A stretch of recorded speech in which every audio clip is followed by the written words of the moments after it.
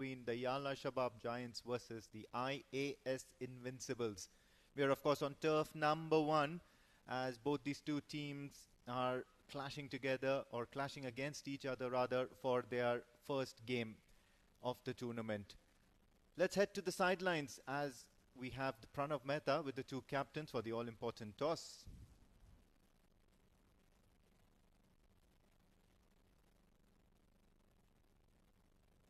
It's toss time here at the Oman Cricket Academy, the Oman D20, and it's game 3 of day 1. The Invincibles are looking to lock horns against the Shababs. On my left, it is the captain, Mehran Khan of IAS Invincibles. On his left, it is Jay Odedra, the captain of Yalla Shabab. And the match official for the day to make sure that the proceedings are right. Mehran, you have the coin? Jay. Tails is the call? Tails it is. Mehran, congratulations to start off with. What would you like to do and why? We are going to bowl first. Any particular reason? Yeah, because it's like a fresh wicket. From last 2-3 months, the ground was under repair. So it's the first day on this wicket, so it will look like green track. So it's good for bowling. Tell us about your side, walking into the new season. What are the changes? What are the players to look out for? So we are, like I told you, so we are practicing for the last 2 months and we are practicing on AstroTurfs and we not rested. So take rest. So we have a good side, fresh side. We take some new players, batters and all-rounders. And inshallah, hopefully we are going to win this match. Final question. I've been hearing rumors about Bilal Khan. Is it true? But Bilal Khan is playing for your side? Yeah, he's playing for us. Unfortunately, he has some family issues, so he went back to Pakistan day before. So he will come back soon. Good luck for the match. Thank you. Jay, toss not on your side. If you would have won the toss, what would you have done? Definitely, we would like to bat first. So that's a good news for us. We lost the toss, but we also like to batting first. As of now, all the teams that have been batting first have been winning the encounters. Is your thought based on that? Yeah, that's definitely because fresh wicket and in second inning is chasable is very difficult. So we observe the last 2 games. So first is good to put a good total. Players to watch out for? Nothing much. We'll wait to see that. Best of luck for the game. Thank you so much. So the news from the sideline is that IAS Invincibles have won the toss, and against the tide, they're going to be bowling first. So that's it. You've heard from the horse's mouth, and of course, Captain Mehran Khan winning the toss, and he's elected to bowl first. Yes, let's have a run through the side here. First, we'll go with the IAS Invincibles. Abdul Rauf Ataullah, Ali Imran, Anisur Rahman, Mansoor Mazhar is a champion cricketer for the side. Mehran Khan does wonders with the ball and bat. Mohammad Imran is that Shoaib Akhtar pace that he brings to this side. Muzair Raza is the new addition, and of course he is a champion cricketer as well, a young lad, strong lad looking to make a difference. Pasandu is there, Rana Singha, Patrange, and both of these are the new additions. Shehzad Rahim is a seasoned campaigner. Usama Akil is a seasoned campaigner as well, and he's an exciting cricketer to watch out for. Who's going to take you through the Yalla Shabab Giants? It's going to be me and Hasnain ul Wahab. Jay Odedra, the captain. Mohammad Sami Kargil. Mujibur Ali is a very exciting prospect for the national team as well. Sai Shiv Narayan has made his way into the Yalla Shabab Giants side. Sanju Sajeev, Super Sanju, will continue for the Yalla Shabab Giants. Shah Faisal, watch out for him. He bowls some excellent deliveries. Shakil Ahmed, the slow pace bowler. Umair Shakil, Zikriya Islam is talented, and so is Zohaib Amanat, who should be opening rather more often than not. Let's have a look at both these two sides, and of course they are stacked up against each other extremely well. The two batters making their way, it's going to be Zohaib Amanat as well as Hasnain ul Wahab, both hard-hitting batters, and with the ball it's going to be Mohammad Imran. So express pace and some quick, aggressive batting. There is pace and some sort of excitement all across, especially after the sun has set, the lights are on, there's a cool breeze blowing, it's not as hot as in the afternoon. And I know one person who's going to be really, really happy about that fact, and that's going to be my co-commentator for the opening spell, Mudassir Ali Qureshi. Good evening, Amin, and good evening to all of our viewers. Definitely, under the lights, the temperatures going a bit down, the windy conditions, not only helping us, but also for sure it will help the players out there in the middle. It's always good to see these players comes out and express themselves, and to support these players, people came in numbers. Well, coming up to this commentary box, I have seen the Tier 1 and Tier 2, almost 50 to 100 people coming to watch this game, especially to watch this man with the ball, Mohammad Imran. And he will be up against the stylish left-hand batter, Zohaib. Yes, absolutely. And it's not only about Mohammad Imran, it's about the whole IAS Invincibles side. They are a very popular side. A lot of young lads there who are popular on the social media, including Mohammad Imran himself. And they do believe in living or, showing their attitude or wearing the attitudes on their sleeves. First ball up.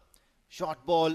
And works it away. Zohaib Amanat does not waste any time. He'll look for that first boundary, and he should be getting it at any cost. So Yalla Shabab Giants off to a positive start on the very first delivery, a boundary to the name of Zohaib Amanat.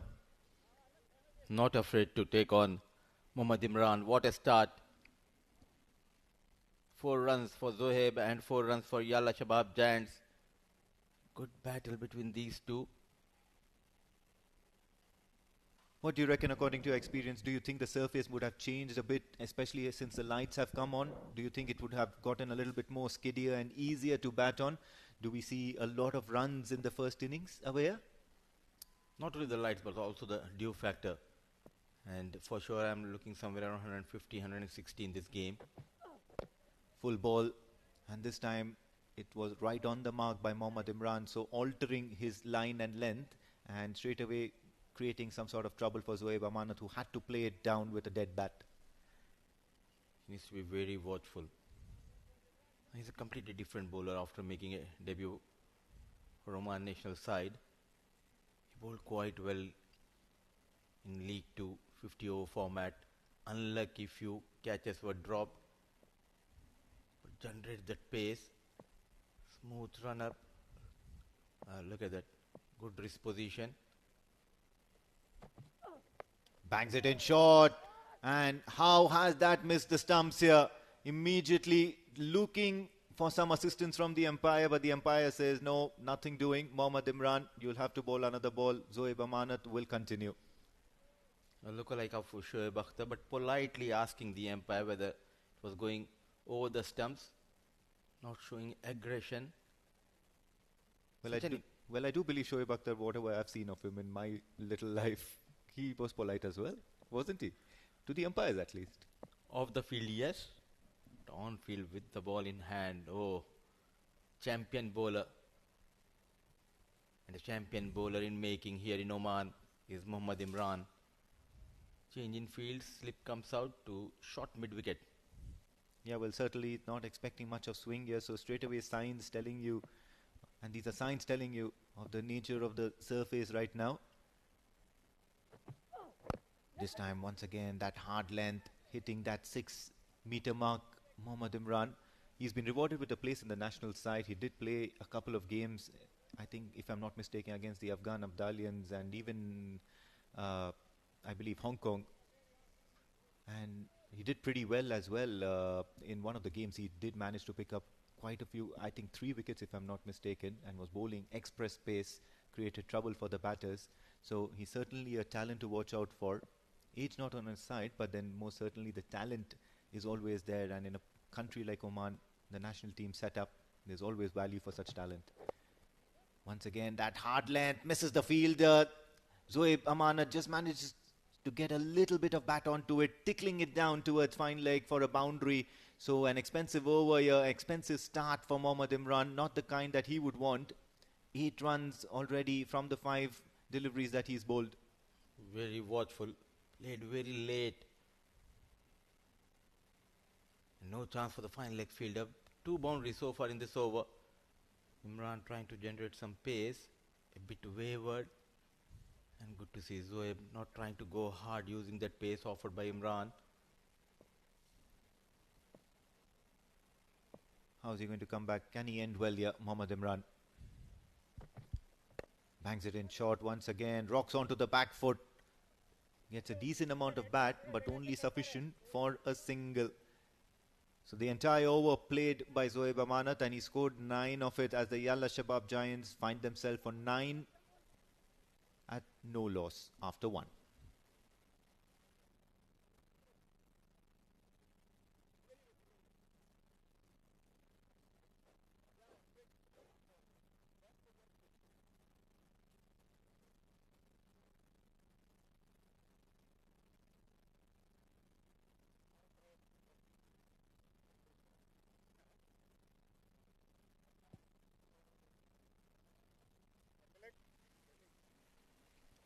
Speaking of exciting talent, of course, it's going to be Muzahir Raza, and he is going to be coming in from the Oman LNG end. A very full-bodied, hearty pacer.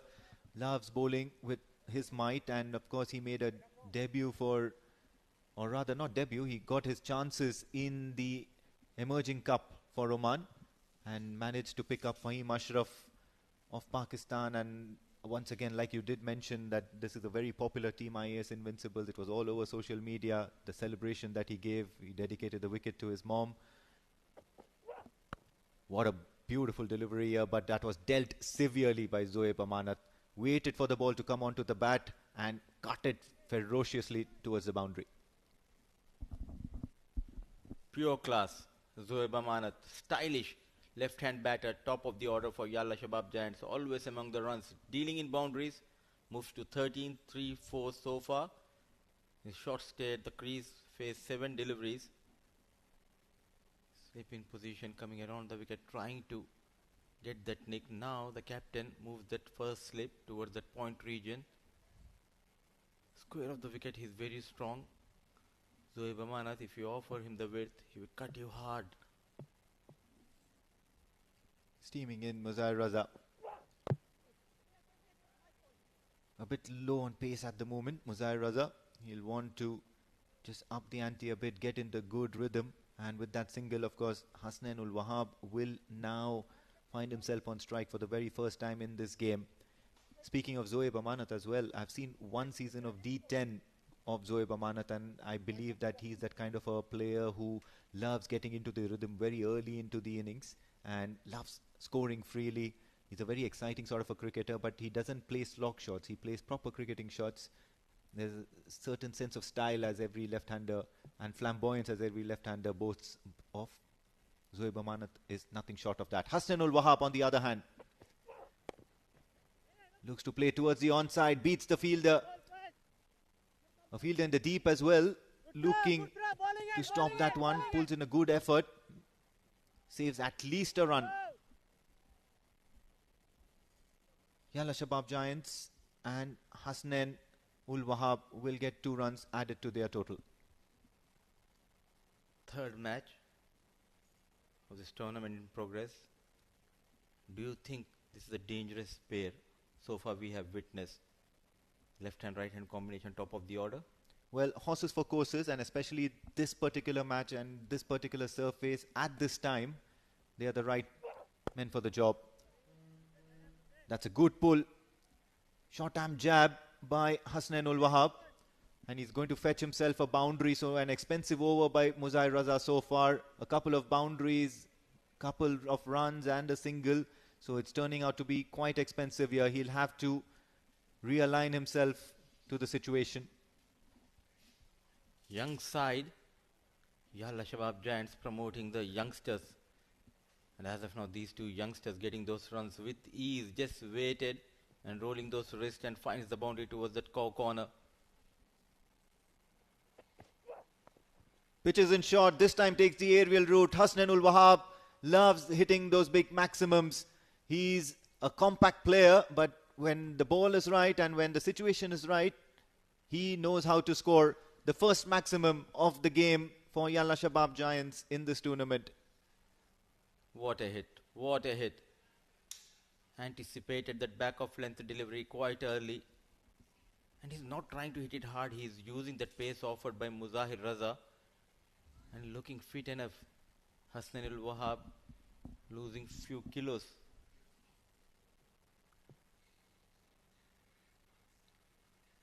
Over a period of time, I think a lot of players have lost a lot of weight, including you. We've seen your workout videos. This time, much better delivery from Muzahir Raza, and they would want to have him bowl more such deliveries. End of the second over, Yalla Shabab Giants, 26 for the loss of no wickets.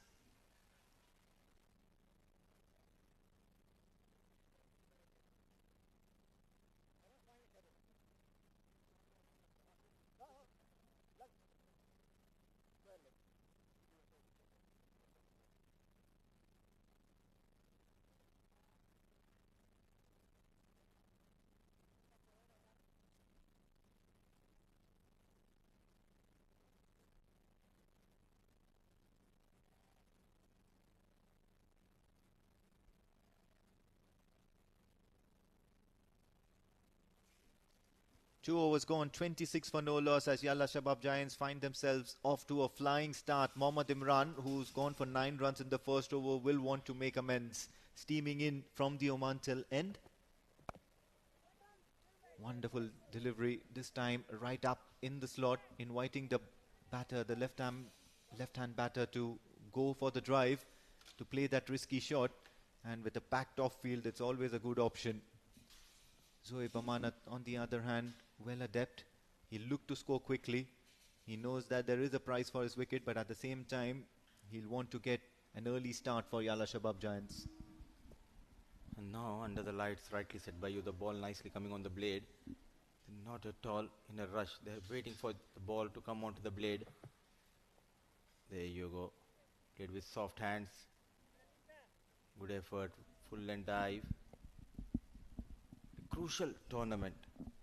As we have seen through this tournament, the rise of Mohammad Imran in the initial years of D series for Mohammad Imran, no one took him seriously. Everyone was talking about his style of bowling. Everyone calling him the lookalike of the legend Shoaib Akhtar, but he worked really hard, as rightly said by you, in his previous over. Now he looks completely different bowler, not trying to bowl those bouncers, trying to contain, trying to bowl at one channel. This happens because of the hard work that you put in, and when you start getting into a process, it always works in a positive manner. Bangs it in short, right into the right-handed batter. You see that you start concentrating on bowling the right line and lengths rather than going for those express pace deliveries. Yes, of course, your action can emulate somebody as great as Shoaib Akhtar, or nowadays you see a lot of youngsters trying to emulate Jasprit Bumrah, but then you do need to understand that they bowl the kind of way, the deliveries that they deliver, and they're famous because of the kind of deliveries that they deliver and not because of their action. So it's the result that counts and not the fashion and the style that makes them famous. Mohammad Imran doing the right things. Look at that wonderful delivery outside of the batter, asking for the wide, but the umpire completely satisfied that the tramline guidelines have been met. I mean, I know the people, they just try to copy their role models, but do you think, did he justify copying Shoaib Akhtar? If he keeps bowling the right areas, if he keeps picking wickets for Oman and for his team, the IAS Invincibles, well, I think that would be justified, because then it gives you some sort of self-satisfaction as well. Shoaib Akhtar thinks so. He appreciates it. Beautiful delivery outside off. There is a fielder out there trying to get that erroneous shot out of Hasnain Wahab. Mohammad Imran, look at this over. He's made an excellent comeback. 5 deliveries and just a single of these 5 deliveries. That does not mean if he goes for the boundary in the next ball, he's a bad bowler. I think he's built up this over really well. Watch out for a good full delivery targeting the stumps. I would be looking for that bouncer because he bowled wicket to wicket. Can he surprise Hasnain Wahab with a bouncer? Just 1 run so far.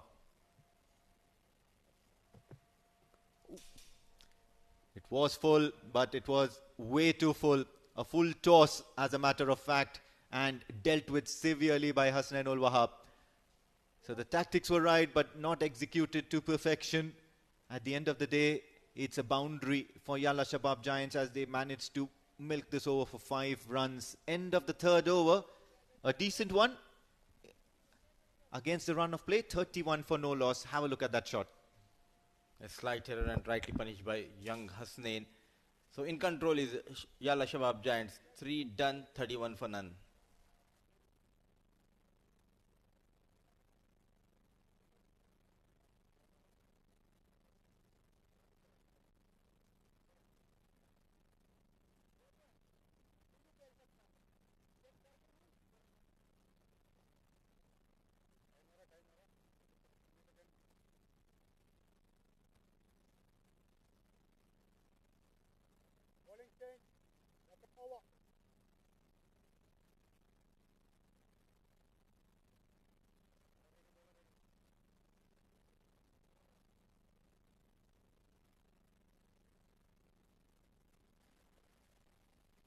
Spin straight away in the fourth over as Shehzad has been introduced into the attack to cut a little bit of pace off from the delivery. And immediately there is a rotation of strike. I believe the surface has changed characteristic here. Now runs are available. It's not available at a premium. It's coming quite freely with the ball skidding over. What do you think the approach of the batters need to be from here onwards? Play as they're playing, get those runs. Free flow batting we are witnessing from Hasnain and Zoeb. Attacking is the best formula. Showing some defense here. Very watchful, showing some respect to Shehzad Rahim. He's the key for IAS Invincibles.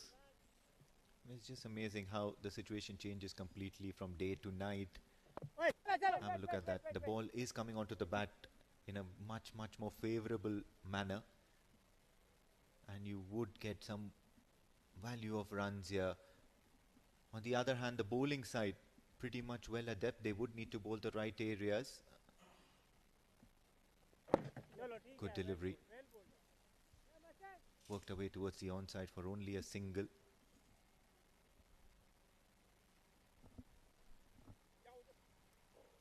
Six teams participating in this Oman D20 2025 edition, and coming into this new season, a lot of changes made by the teams. The combinations looking good is Zoeb and Hasnain. Shot and dealt with severely. He's always going to get some runs here. Zoeb Amanat is not going to miss out on those. He's far too good a quality batter in occasions like these, and especially if the conditions favor him, he's always going to go after the bowler. Have a look at that once again. Would love to see a replay of how he got onto one knee. Just losing his grip. The intention was to bowl in the block hole, losing the grip, and easy offer for Zoeb Amanat. This time towards the offside, which is well manned, so there's not going to be any runs leaked on that occasion. A confident end to the over. 6 runs from this. Yalla Shabab Giants find themselves at 37 for the loss of no wickets after 4.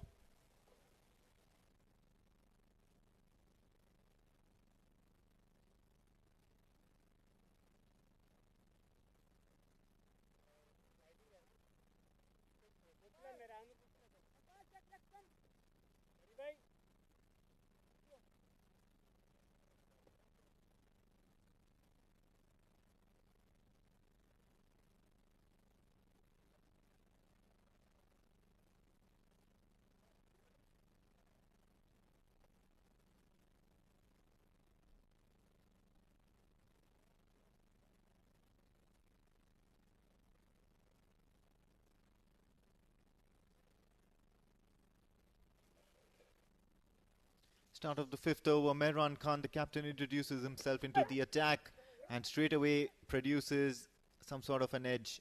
Not going to be a boundary, but they'll look to take a single at least, bringing Zoeb Amanat on strike. This left-hand, right-hand combo is doing the trick here for Yalla Shabab Giants, and especially for a pitch like this, it's going to be very, very effective and very difficult for the bowlers to handle. Absolutely. That too when these two batters are in a completely different mode here, attacking on each and every delivery, complementing each other quite well.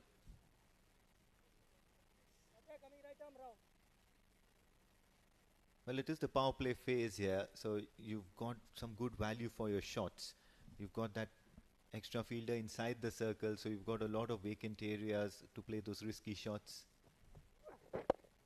Beautiful delivery coming into the left-hander, coming around the wicket to the left-hander as well, with the keeper standing up. You can see Zoeb Amanat already shadow practicing some fancy shots that he is going to be probably premeditating to play against Mehran Khan. He's a wily bowler.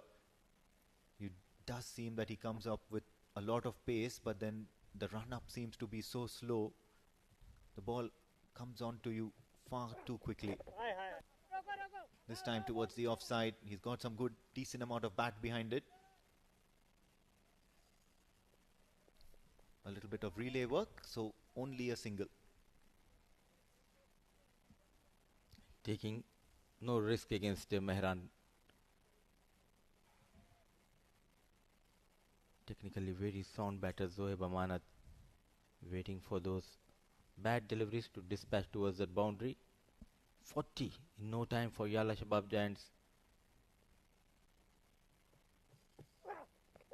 Full this time around into the hands of the fielder, so no run here. The previous delivery was a couple, not a single. So Zoeb Amanat is still on strike. And what a big change here from the power play scores of the first two games and this particular game. At one point in time, you would see a score of 16 for 4, if I'm not mistaken. And now we are looking at 40 of no loss of 4.4. This is tremendous here. Very, very exciting of how the scenario and the game changes from as soon as the lights come on and prior to the lights come on.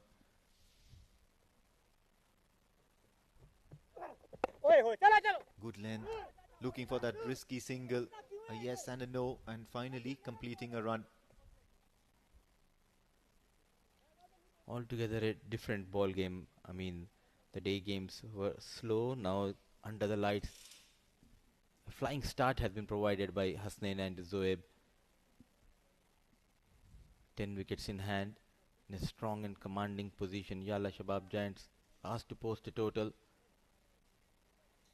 And doing a good job is Hasnain and Zoeb. Looking for the wicket is the captain, Mehran Khan. Boundaryless over so far. They're just waiting for a wicket.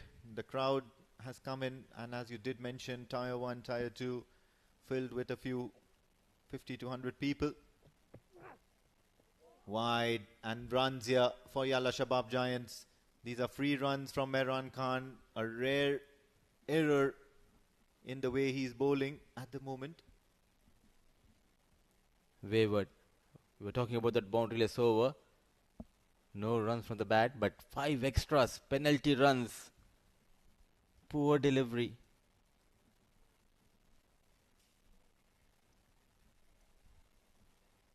He did get a hint of swing here, so he'll probably note that. But at the same time, he'll want to bowl it onto the stump. So erring in line, a little bit of discovery for Mehran Khan. Let's see if he manages to correct himself. Henceforth, this time beautiful line here, straight, trying to attack the stumps. Ends the over well, I believe. Yes, of course, with that 4 wides, but then 5 overs done. Yalla Shabab Giants will find themselves at 47 for the loss of no wickets after 5.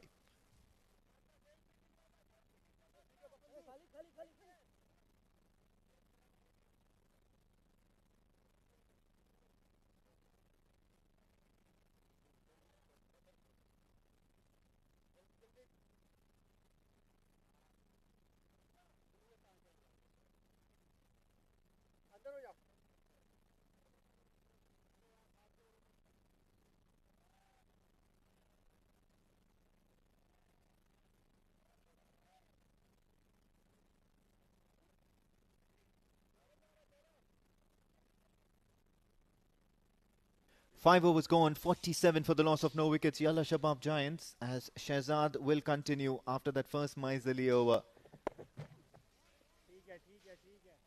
Tries to pull it away towards the mid-wicket region, only a single. Joining me in the comm box, Pranav Mehta.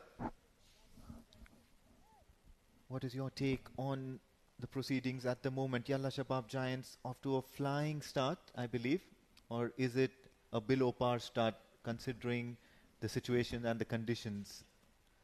Oh, it's a fantastic start. Thank you very much. I mean, a very good evening to everyone around the world.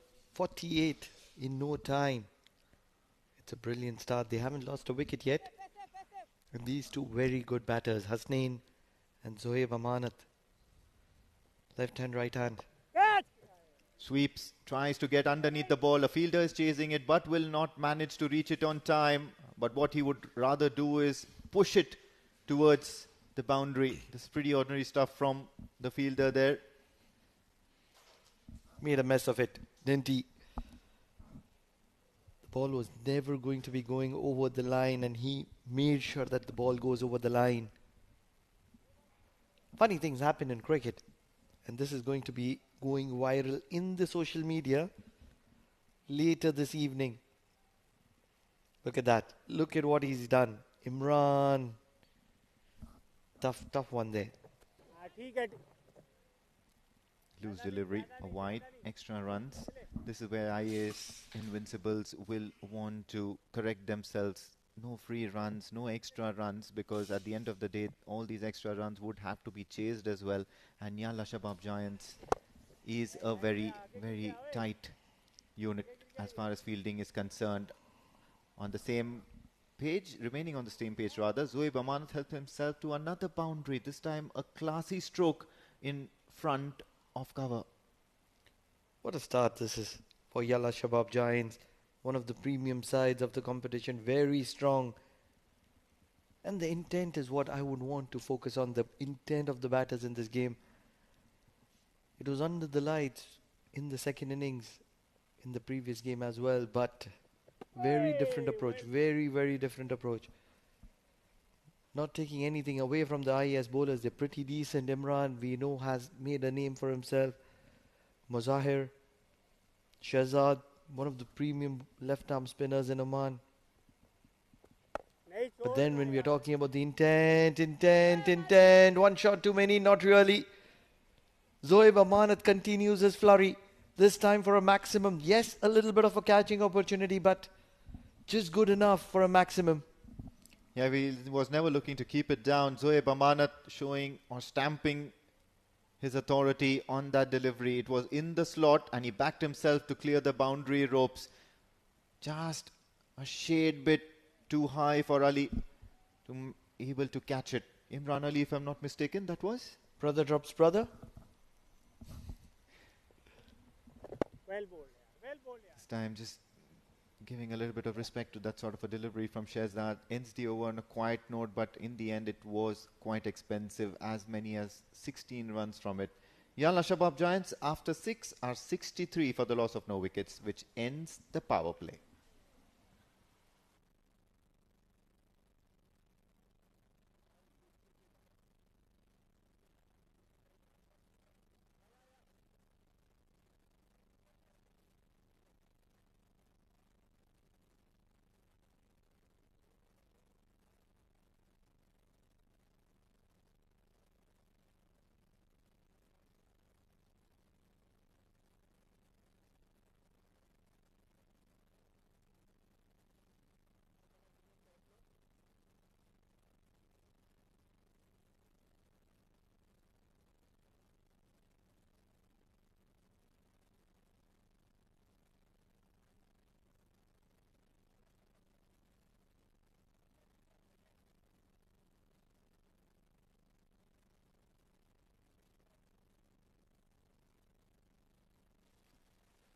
Mehran Khan continuing. Once again, straying down the leg side is going to be an additional delivery. Well done by the keeper, as a matter of fact. It was a wayward delivery and he managed to keep it only to that one single solitary extra. Abdurrauf. has been around for a while now in Oman. Known for his keeping skills, a decent bat as well. Made his way to the national side and then lost the track. And now he would want to make a way for a long time to the national side. Some good keepers. Imran Khan, a decent swing bowler. Swings it both the ways. But every now and then he's dangerously wayward. And that is something that he would want to work on. Yeah, well, of course, even in the last over that he bowled, that last delivery was quite wayward. But you did see that he was able to produce a little bit of swing onto it. And now he's realizing that, yes, that is a possibility. The surface has something in it for him. How he applies it is going to be very, very interesting. Zoeb Amanat, on the other hand, the left-hander, is quite exciting to watch. Look at that strike rate, 37 of 22. Shot keeps it away from the left-hander, but that's enough for him to slash and slash hard towards the point boundary. 4 runs here for Zoeb Amanat. He's continuing the onslaught.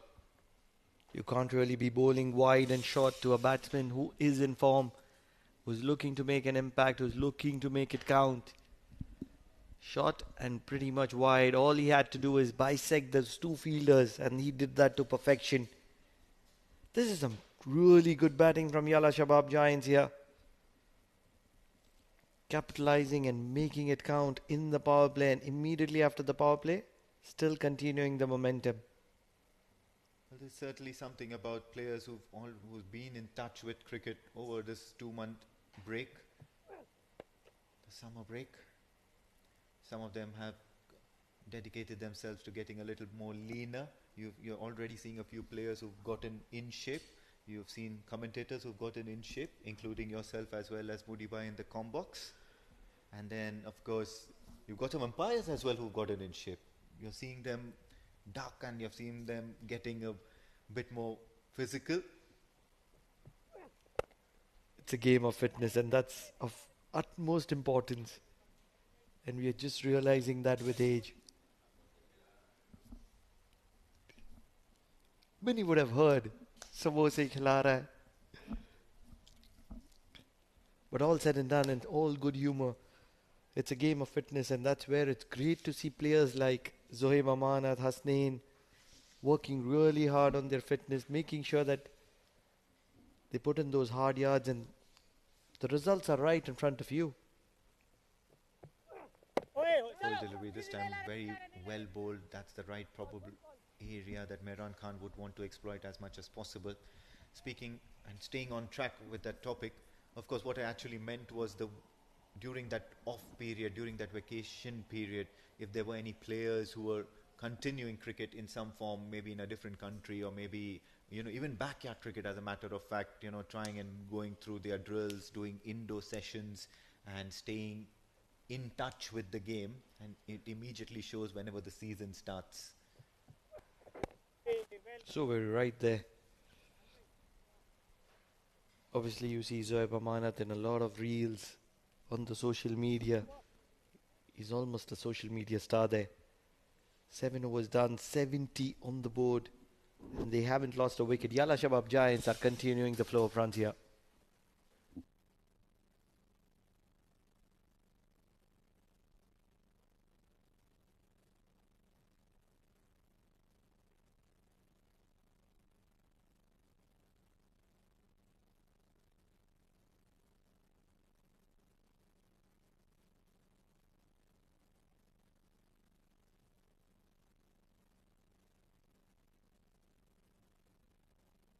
Scorecard here at the end of 7 overs. Zoeb Amanat, of course, is probably the one shining bright there. 27 ball, 42. And Hasnain ul Wahab keeping him good company.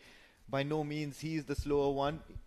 He's hit a few good shots for himself as well. 15 ball, 20 with 8 extras, helping themselves to 70 for no loss after 7. That's a decent scoring rate, nearly 10 runs and over. One would only want Yalla Shabab Giants to accelerate further. Well bowled, yeah. Change in bowling. With, I believe, the slower bowlers now going to be the flavor for the matches in, or rather under lights. believe it's Pasindu, the man from Sri Lanka. But what happens here is that the intent changes the flow of game for the batters. What you can see is majority of the players of IAS Invincibles coming right from the circle. Whereas in the previous games, you would see players charging in. Well bowled, yaar. Well bowled, yaar. Brilliantly bowled. Keeping it tight. Pasindu has done well in the previous edition as well. Holds a good tight line around the off stump, middle stump, and always looks to skid it in. Oi, yaar. Well bowled, yaar. Good full delivery. This time once again looking to cut the ball. Hasnainul Wahab. First signs or first sight of Prasindu for me, as I was not available for the previous edition of the 50 over game in which he was playing. Oi, oi, oi. Very well. Drives it down the ground for only a single, so Hasnainul Wahab finds it wise to let Zoeb Amana do the bulk of the scoring because he seems to be in good touch. But Prasindu, I did go down during the toss and I was seeing them go through their drills, and IAS Invincibles had a different approach from what they had in the previous editions of the domestic season. And Prasindu certainly caught my eye with the way he was going about his drills. He was throwing the ball in hard towards the keepers. A natural left-hander, even in terms of fielding. So a single now, as Hasnainul Wahab finds himself back on track. What are your thoughts on IAS Invincibles as a team, as a whole? You've been watching them pretty closely over the years.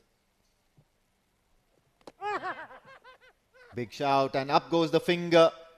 Doesn't matter what I think, because at the moment Pasindu has managed to strike first blood here for IAS Invincibles. As the first wicket falls, it's the dangerous Hasnainul Wahab, who does know a thing or two about scoring very quickly. Have a look at that.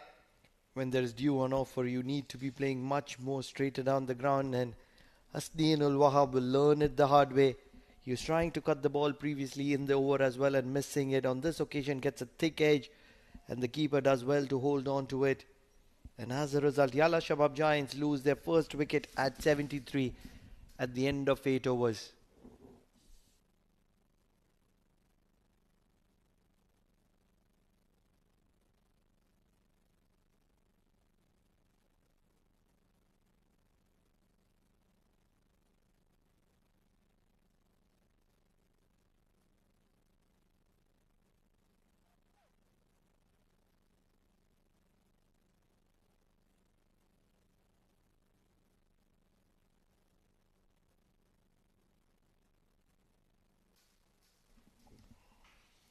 Eight overs gone. Yalla Shabab Giants find themselves at 73 for the loss of one wicket, and that last delivery of Pasindu managing to see the back of Hasnainul Wahab. In walks Sai Shiv Narayan, another exciting batter, a very attacking batter, plays good cricketing shots and looks very attractive playing shots towards the offside. He's not going to be on strike at the moment. It's going to be Zoeb Amanat, who seems to be in sublime touch for the Yalla Shabab Giants.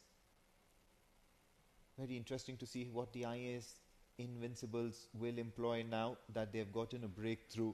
Will they look to build on the pressure? Will they look to contain the flow of runs? Mehran Khan trusting himself with the ball.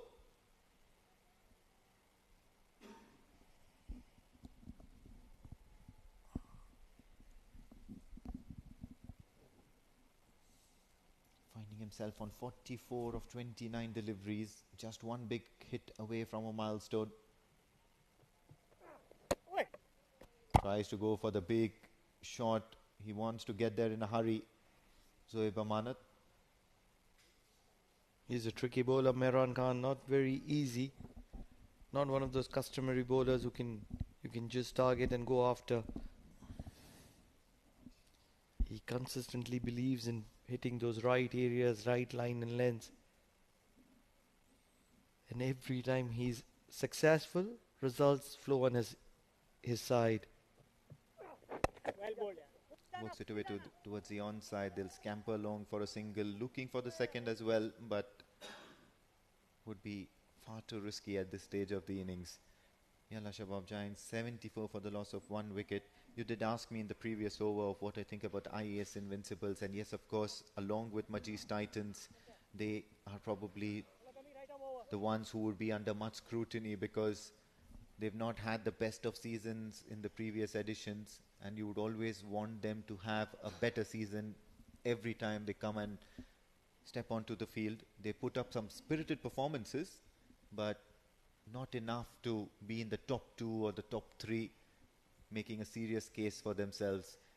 As far as this season is concerned, you've got the new recruits, the new men, the fresh blood injected into that squad in the form of Muzahir, in the form of the Sri Lankan imports, and of course there's always positives to look forward to. Cut well. Sai Shiv Narayan, also a prolific scorer over towards the offside. He'll get a couple of runs here to his name to get off the mark. What my opinion is that IAS is a fantastic team, a brilliant franchise. And I would love to compare them to RCB.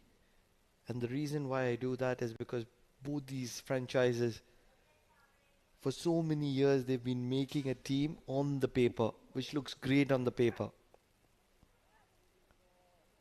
But when they're put on the ground, they don't combine well in terms of player connections.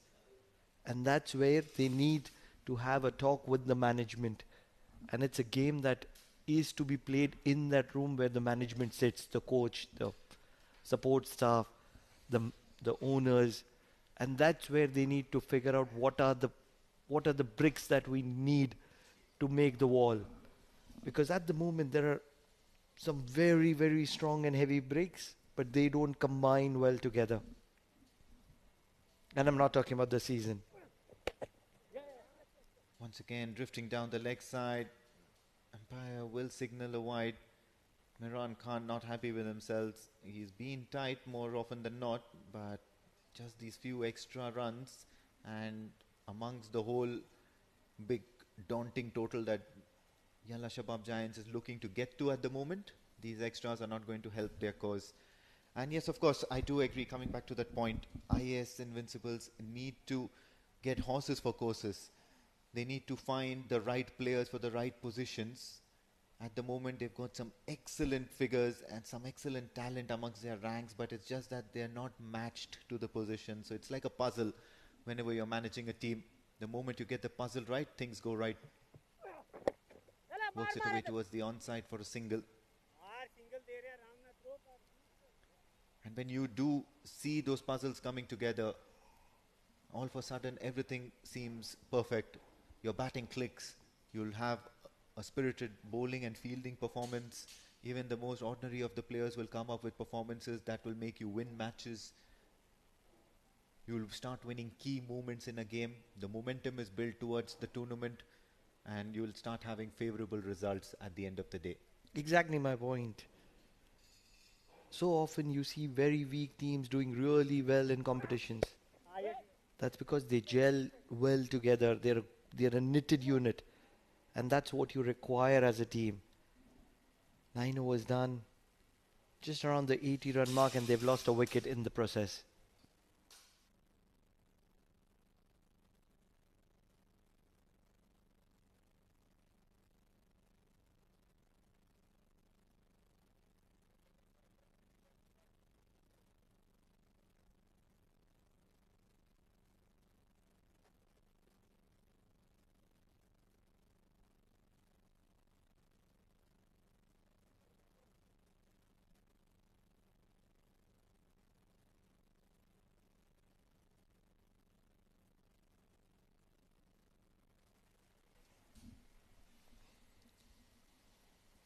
Nine overs done, 78 for the loss of 1 wicket, and they're probably going to be continuing with Pasandu, who's managed to get that breakthrough for the IAS Invincibles.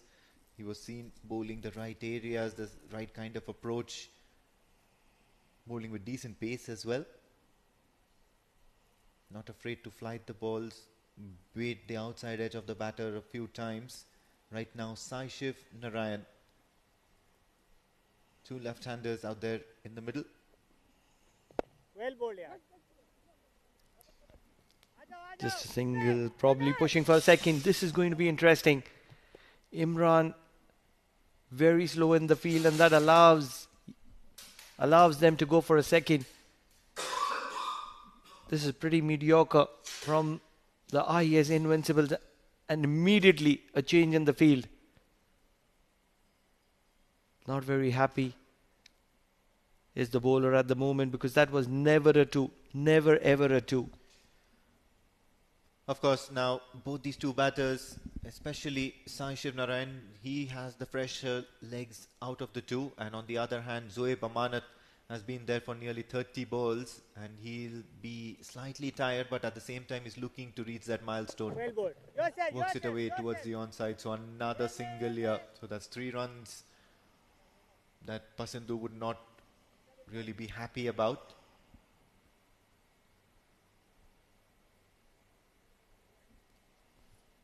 What a way to get close to your milestone. He's a fantastic player, Zoeb Amanat. Just one shot of his 50 at the moment is Zoeb Amanat, and he's going to be at the non-striker's end.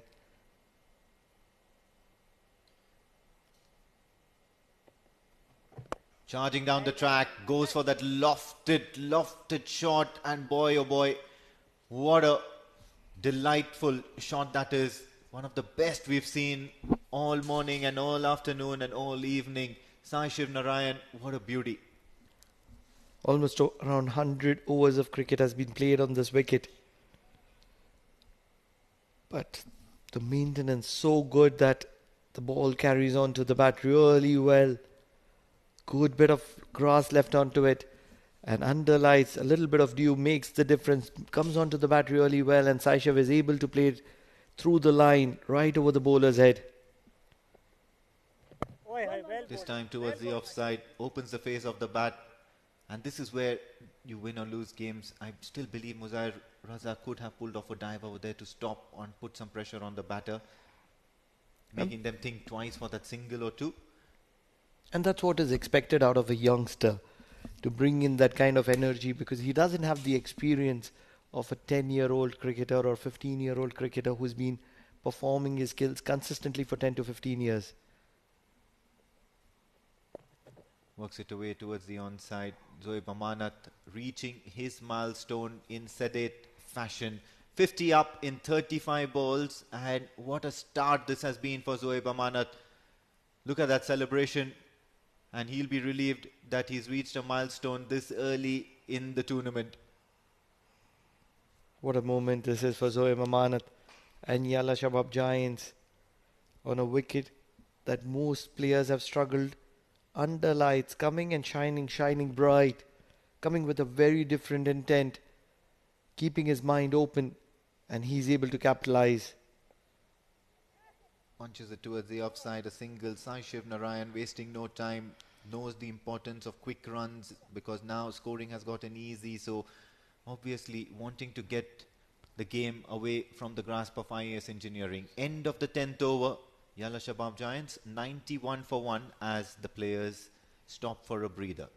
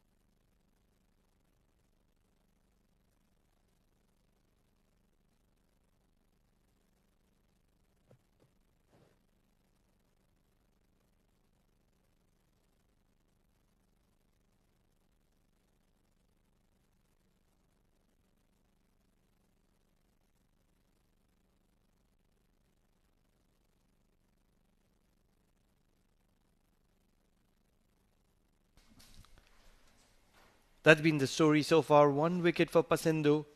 And apart from that, everybody else very, very expensive. Nobody below 6 runs per over, and that's where the concern has been for IAS Invincibles. Nobody has been able to tighten the screws. Zoeb Amanat has already reached his milestone 50 for him, and he is going strong. And along with him it is Sai Shiv. They need to do something different, and that's where the captain needs to lead from the front. They have the services of Mehran Khan, Shahzad Rahim, Muzahir Raza, Mohammad Imran, but they're all similar type of bowlers. They need somebody who changes the angle. Probably a left-arm pacer needs to come in. Bilal Khan is one player who can change that factor, and that is where they're missing him in a big way. Mansoor comes in. He's a very different kind of bowler. He can add flavor to this bowling attack. Bowls a lot of change of pace, and that's where it can be very, very effective. Yeah, well, absolutely. Mansoor Mazhar has been employing his services or giving his services to this IAS Invincibles team for a very long time, and he's been that X-factor player for IAS Invincibles on more than one occasion. They always look up to him whenever they need a wicket, whenever they need some runs as well. Fiery character, Mansoor Mazhar. Bangs it in short, comes in sharply. Hint of swing, I believe, right now under lights, as the ball has gotten a tad bit older after the 10-over mark. You could see Mehran Khan getting a little bit of late swing, and now Mansoor Mazhar getting some sharp movement off the deck, coming into the right-hander.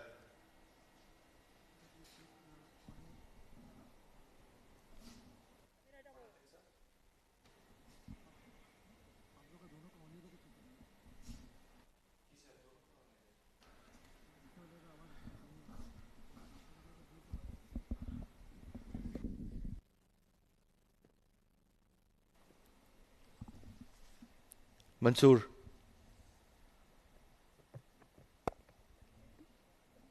Restructuring his innings is Zoeb Amanat. He's got to the milestone. What's brilliant to see is that he's looking to continue from where he's just completed. On the other hand, I'm also liking the way Zoeb Amanat is structuring his innings. He's completed his milestone now, 51 of 36 deliveries, and he would now be looking to double that score up at some point in time. Shouldn't be looking to bog down this Yalla Shabab start that they have got 93 of 10. Bangs it in short into the right hander. Rocks onto the back foot. Sai Shiv well adept in trying to negotiate that one for a single.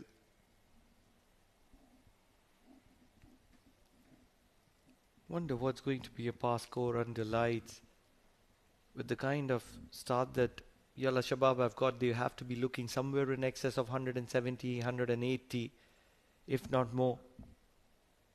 And for that to happen, Zoeb Amanat needs to continue and make it count, and make it count big. Mansoor Mazhar steaming in from the Oman tail end. Bangs it in short. Swats it towards the mid-wicket region. Unusual sort of a delivery here. Straight away umpire says one for the over. Now 4 singles have come in this over. They'll be itching to hit that boundary.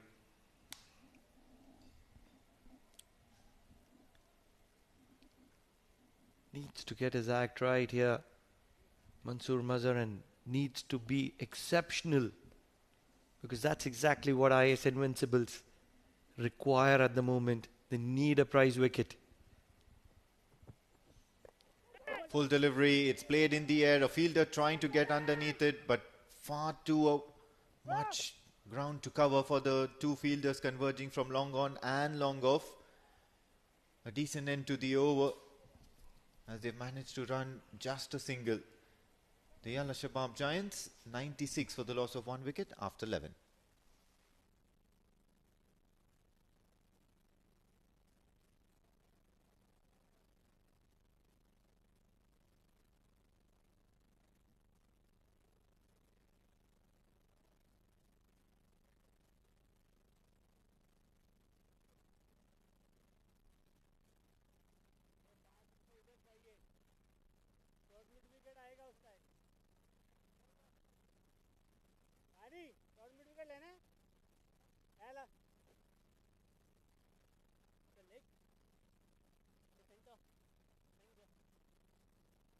दो आएंगे ना इधर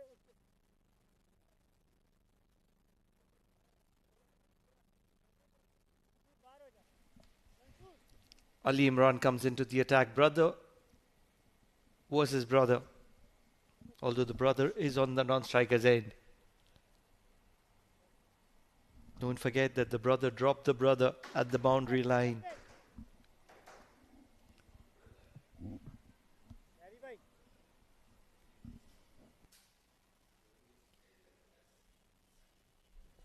हाय well bold Flights the first ball. Sai Shiv Narayan just plays a check shot to understand what Ali Imran has on offer. And finally a little bit of change up here, or a shuffle in the bowling tactics by the IAS Invincibles. Charging down the track, takes the aerial route. There is a fielder out there, but intentions are clear from Sai Shiv. Anything short and anything in the arc, I'm going to dispatch you. Very intentful. Intentful is the right word when we are talking about Yalla Shabab Giants and their approach. They would like to believe that every team that they're competing against are minnows, and that's how they approach their contest. And this game is a prime example, because on a wicket where teams were struggling to get to 150, they are at 97 for 1 in 11.2 overs. So that's fantastic. They never got bogged down. They never went into their shell. They decided that we are going to lead from front. We are going to be counter-attacking. We are going to be putting in a fight. We are going to put the opponents under the shell. And that's where they've been fantastic. Charging down the track, Sai Shiv is looking to do that more often than not. And I think he's got maximum for himself after that effort. The fielder not interested in fielding that because he knew it was going all the way. Umpire just confirming with his comrades out there outside the boundary line, it's going to be a 6. So just when you thought that Sai Shiv Narayan was getting bogged down under pressure, he charges down the track and sets the strike rate right. What a player is Sai Shiv. Wonder where does he generate all that kind of power from, because he's not one of those bulky lads, just like how Zohaib Amanat is, somebody who has put in a lot of hours in the gym, bulked up,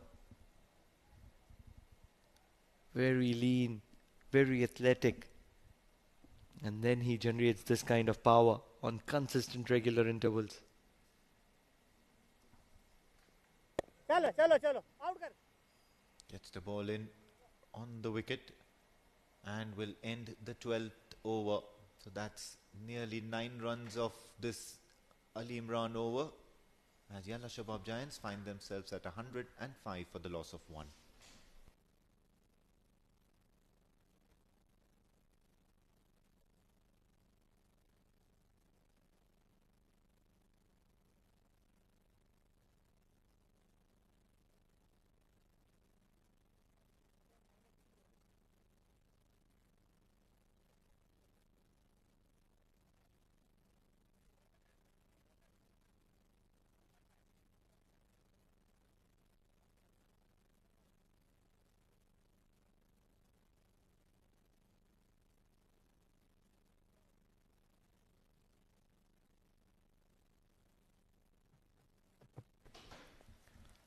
Shot pulled just behind square, not getting the good part of the bat.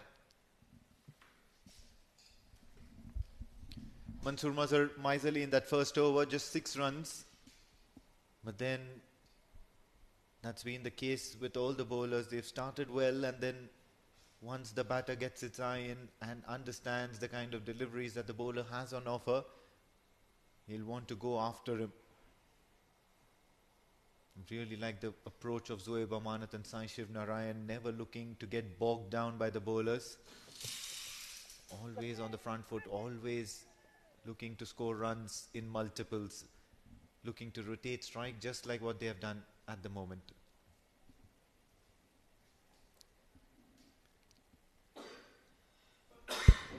What do you do if you're the captain of IAS in the boots of Mehran Khan? How do you slow this Run fest is the word that I can use. This is absolute devastating. 107 for the loss of 1. They're going all guns blazing and just not looking to slow down. Need wickets desperately. And what's making it even more special is the running between the wickets. You rarely see dot balls. They're always looking for the singles. And the prime reason for that is, you look at the circle. How many quick fielders, gun fielders, do you see for IAS in the circle? And you'll not be able to name a lot of them. And that's the matter of concern. You talk about Muscat Thunderers, you'll see Sandeep Gaur, Samay Srivastava. You talk about other teams, you will see 3-4 gun fielders, where a single is made difficult. That's not the case with IAS, and that's where my concern is.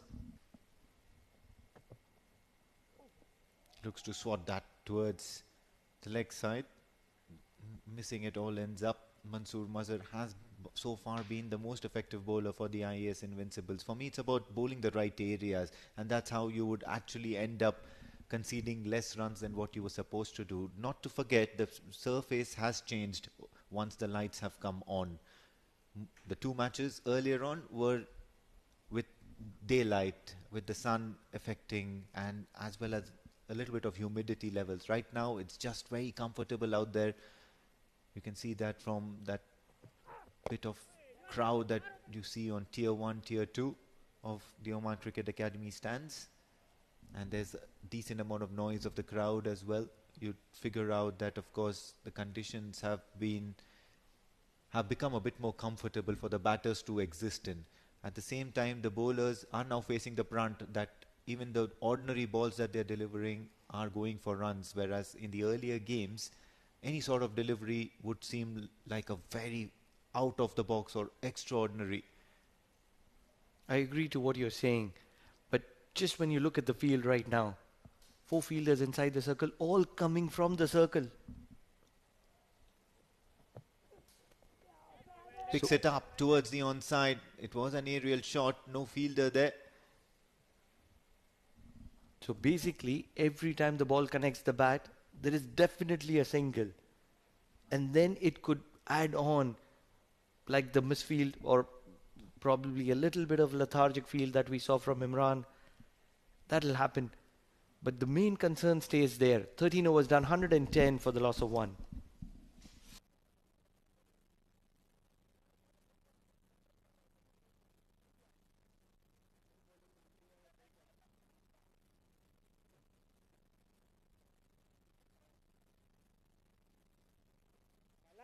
चला उधर भी जा सकता है वो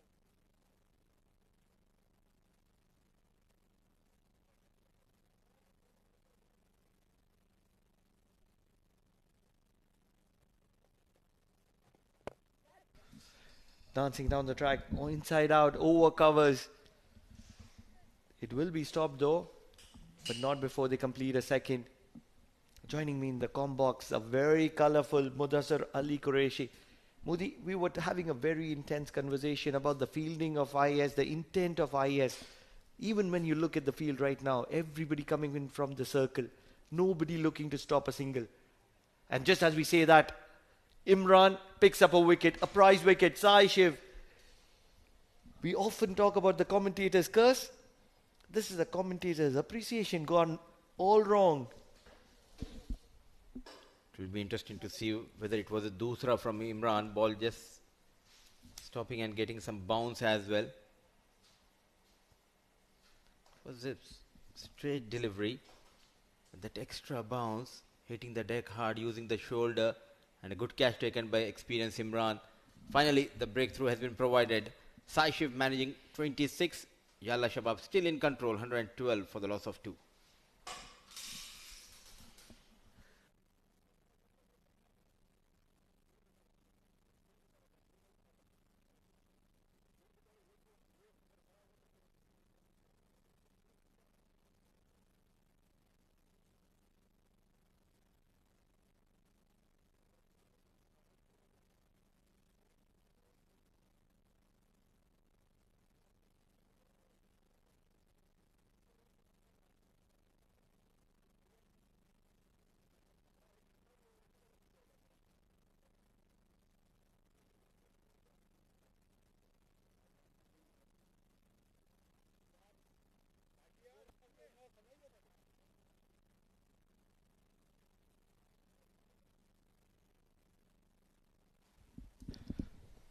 Look who's here.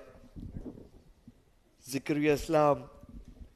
He's the finisher for Yalla Shabab Giants. He's made a name for himself over the past few years with the striking capabilities that he has lower down and towards the end. And this is the phase that he likes the most. Will take a few balls to settle in. And known as a finisher. Hey! And also can bat top of the order. What an over in progress. Gone for a few runs in his first over. But a good comeback by Ali Imran. Don't know whether you noticed this or not. The very first time IAS Invincible was looking to charge, they've got a wicket. This is the first time in so many overs that I've been commentating, I was able to see the players charging in. And that is where they got the leading edge. And all of a sudden, you see the players right now, they're close to the 20-yard mark, 15 to 20-yard mark. They were all coming from the 30-yard circle. And that's what field placements can do. And that's where the captain plays the biggest role. Cut well, just for a single though. A good point said by you, Pranav. Keeping in mind the fielders charging in to stop the single, he tried to just loft over that infield, and in the process, the ball just looped and taken by Ali Imran. So, such small changes can do wonders. Yet again, closing in the fielders, now trying to stop those singles. Hey! Big heave, good connection.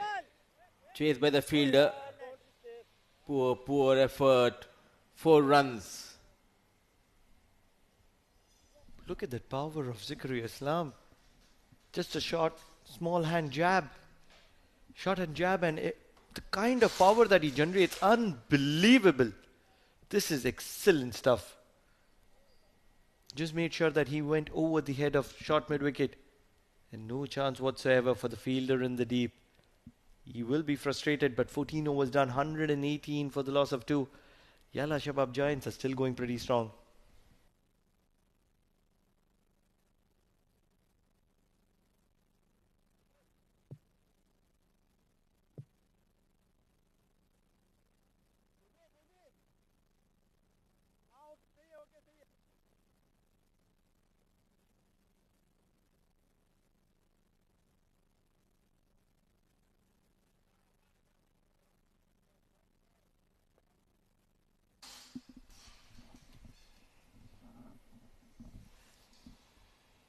.56 of 43 balls for Zohaib.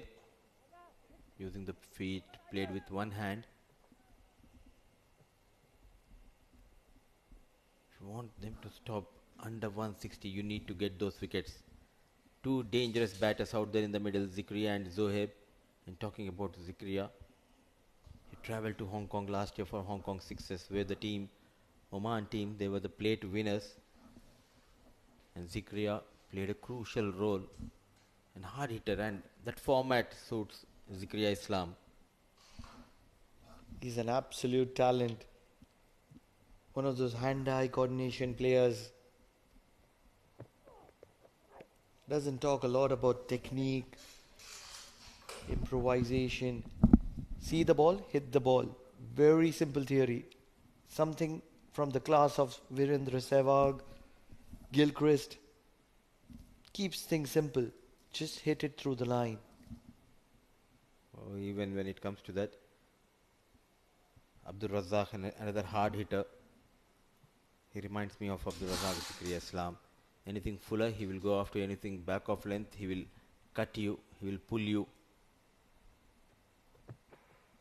There you go. What a pull, what a shot. Back of length, a maximum from the blade of Zakaria. Somebody take a loan from the power of Zakaria Islam, because he has plenty to offer.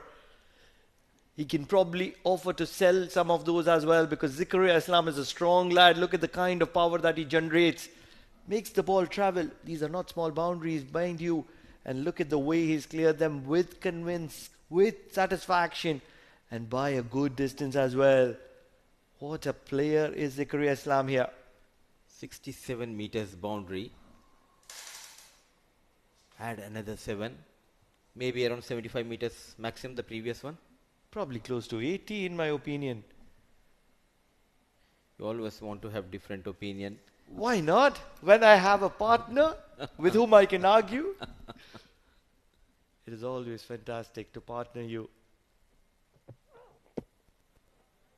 Brilliant comeback. Very good comeback from Mansoor Mazhar. He's a character in his own as well. Loves the competition.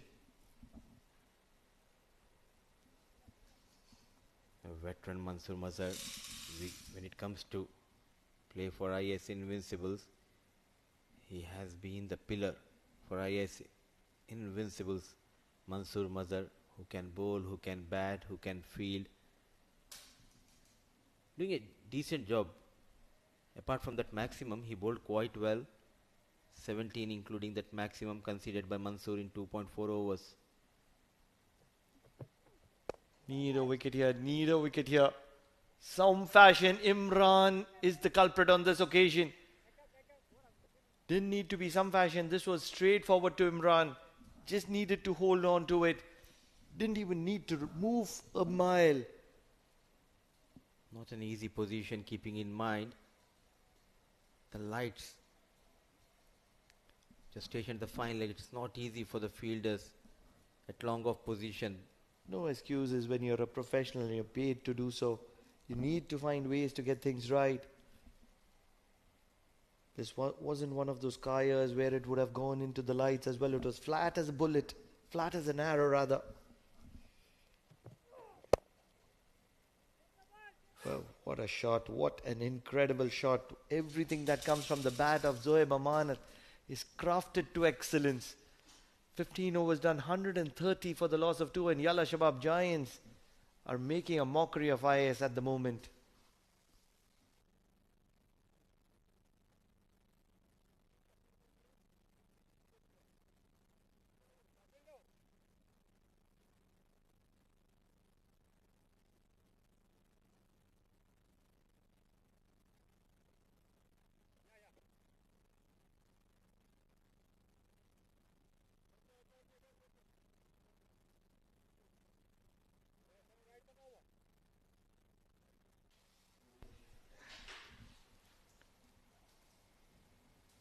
Imran Khan decides to come back into the attack. He's out of options. Everything that he has tried hasn't been the lucky card that needed to be played. It's only been the joker and it's gone against him. He needs that ace of spades to come out of the deck. Can he be one of that? Needed a wicket, and Mehran Khan is the ace of spades on this occasion. Trumping Zakaria Islam right in front of the stumps, keeping it simple. You miss, I hit. Right in his arc. And Zakaria Islam misses it, and Mehran Khan gets the back of Zakaria Islam. What a moment to get Zakaria Islam's wicket. An easy decision. Playing across the line. Ball just keeping a bit low. Missing the line completely. He's delighted. He knows the importance of this wicket. Wicket number 4 goes down. In fact, 3. 130 on board.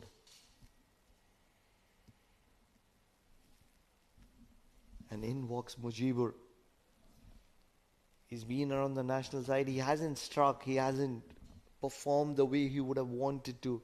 And this is an opportunity for him. This is because the management, the coaching staff believes in him. He's got a series of opportunities that he hasn't capitalized on. And you never know, this kind of an opportunity where you can just make it count and make it big.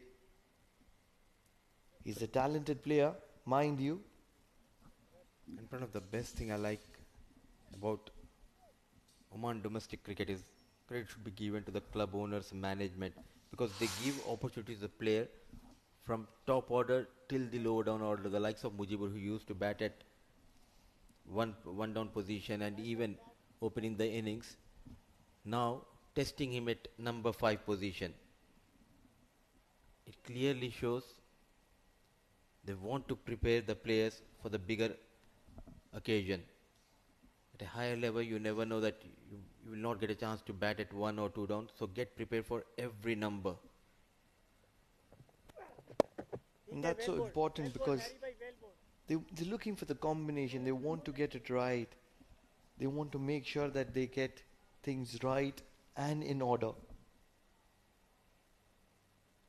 Left and right hand could be one of the other factors why Mujibur is batting a little lower. They wanted that left hand right hand combination. That is where Hasnain, Zikaria Islam were promoted over Mujibur. That could be one of the factors as well.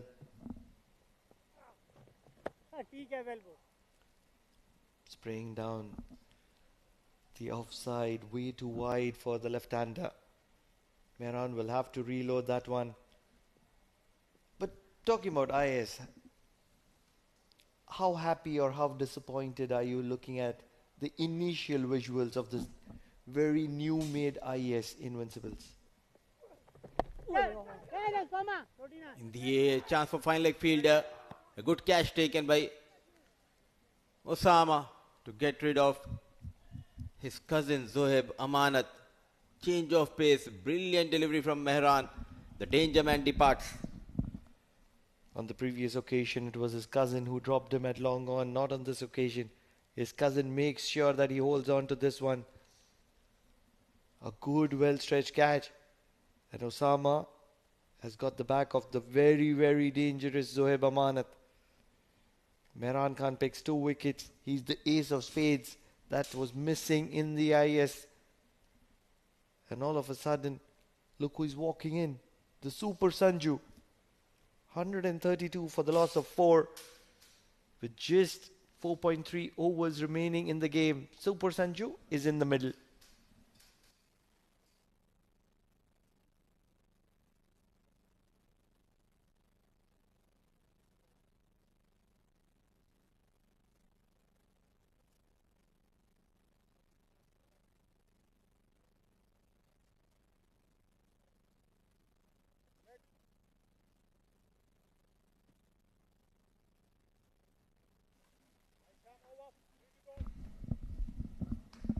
So double strike in this over for Mehran.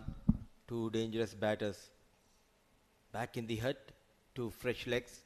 The likes of Sanju, Sajeev joining Mujibur. 132 on board, 4 wickets down. Can it be a triple strike? Can IAS Invincibles pull the tide back? Because that's the need of the hour. If you want a good quality match, they need to make sure that the game stays around 160, 165. Because if it goes in surplus of 170, the kind of bowling attack which Yalla Shabab Giants have, it's going to be really, really difficult. It's not going to be impossible. They are the Invincibles. So you never know. Driven well. Will get off the mark. They're looking for the second, won't get it. Shahzad is a brilliant fielder. 133 on the board already. Still 4 overs to spare after this ball. Can Mehran finish off his spell in style? 2 for 25. In 3.5 he's been decent. Can he make it 3 for 25? Beautifully bowled. Swinging it away from the left-hander. And with the kind of form that Mujibur has been off lately, he is struggling at the moment. 16 overs done, 133 for the loss of 4.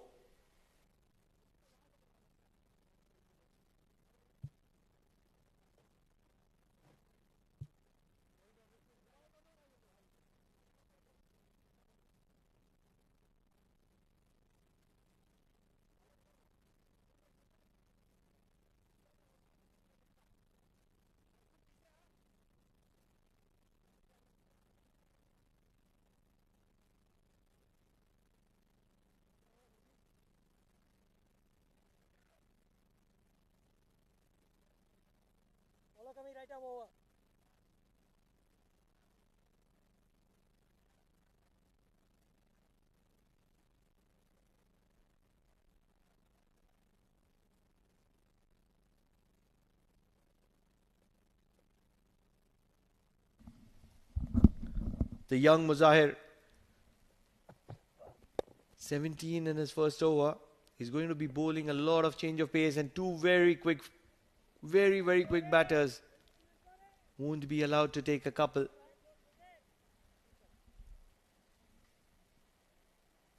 Zahir Raza.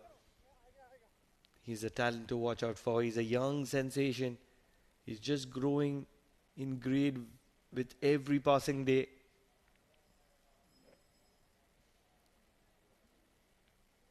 He's a cap player. He's already featured for the national side.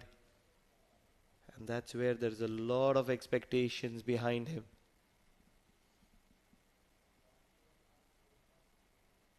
You'll certainly be seeing a lot of change of pace from Muzahir Raza. 17 runs in his first over though.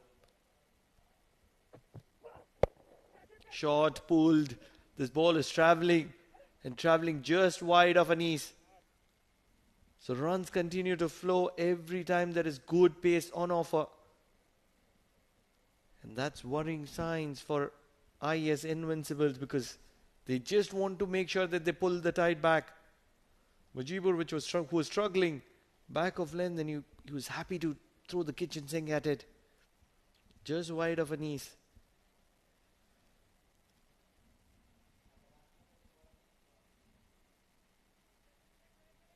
Good spread out field. This is a field for the slower delivery.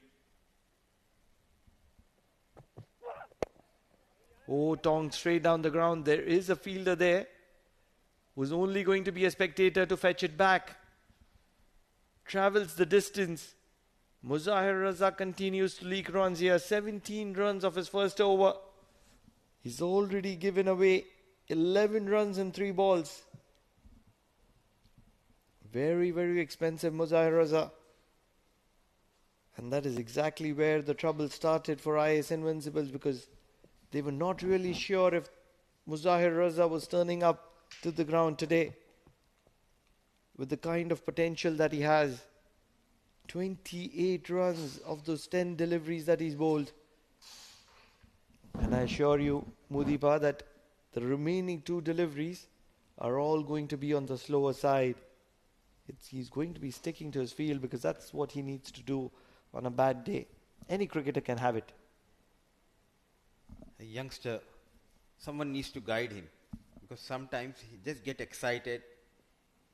That is the reason it becomes quite easy to get runs against Muzahir. Oh, there you go. Wide, way outside the off stump. Very talented fast bowler.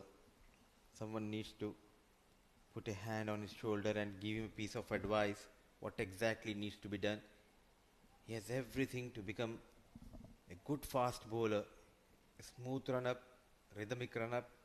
He can generate the pace, he can bowl those cutters. It's all about when he needs to bowl those cutters or pacey deliveries. It's all about rhythm. And there are small things which are very significant to that. If you see the follow through, it's only a matter of time that he gets a warning from the umpire. He's running straight into the danger area. Not cutting out. And these are small factors which showcases whether you are a man in form, whether you are a player who's there with the confidence, you have the rhythm behind you. And that's the concerning sign for IAS Invincibles. Lots of expectation from this young boy. Drifting down the leg. Lucky runs. And 4 runs will be added to the total. Unlucky is Muzahir. It won't be in his column though. But 4 runs to Yalla Shabab Giants. Sliding down the leg, in my opinion. It was the slower delivery. Back of hand, very cunning. But when things aren't working for you, they just don't work for you. 17 overs gone, 150 up already for Yalla Shabab Giants. They're at 153 for the loss of 4.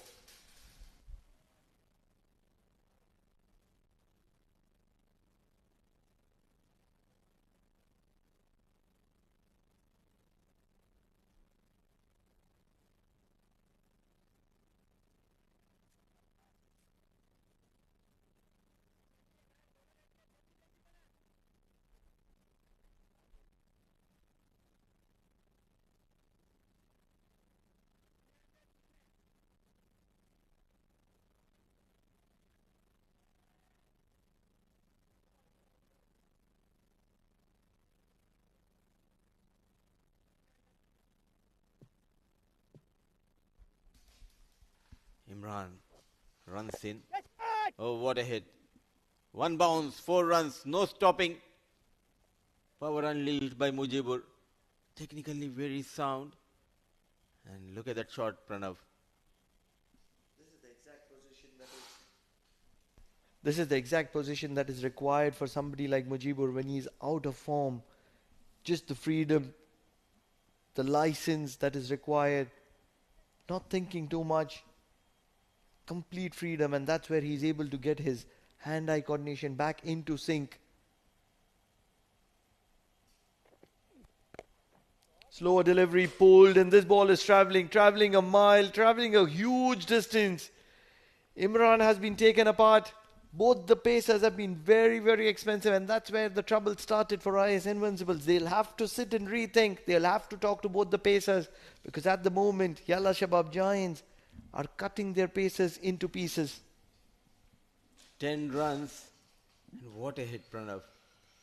He paused for a fraction of a second, adjusted, and goes toward the score corner. Strong wrist of Mujibur Ali getting that maximum. Even the likes of Imran leaking runs.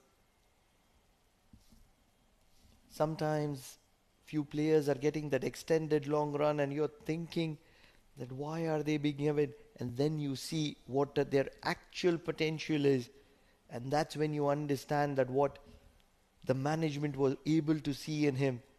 And I'm in complete agreement for the long run which is being provided to Mujibur. He's an exceptional talent. It's just a matter of time that he shines at the bigger stage. 22 of 8. Oh, that's sloppy from the wicketkeeper. They won't scamper for a single, but Imran will have to reload it. You rightly said. Such a talented player. Can not only bat at any number, he can also bowl those left-arm orthodox. A decent fielder. Always adds that value to the side. He plays for Mujibur Ali, putting Imran under pressure here. Shoaib Akhtar has been taken apart here. I assure you that Shoaib Akhtar watching this game will be mighty disappointed by his junior, because Imran is leaking runs in a fashion that Shoaib Akhtar would never be happy about. I really don't understand why he's not backing his strength. His strength is to bowl those bouncers. Where are those bouncers? Trying to bowl full. He has been hammered trying to bowl back of length with change of variation. He was sent out of the park. So couple of boundaries, a maximum and a wide. So plenty of runs in this over. It's only a matter of time that the management, that's where I've been communicating about the role that the management plays in making sure that the combination is right. Full toss, over covers, catching opportunity, not really.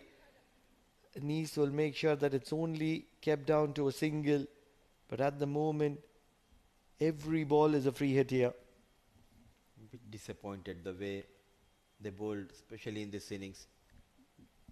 They made few changes, but the changes are done in the batting department, not in the bowling department.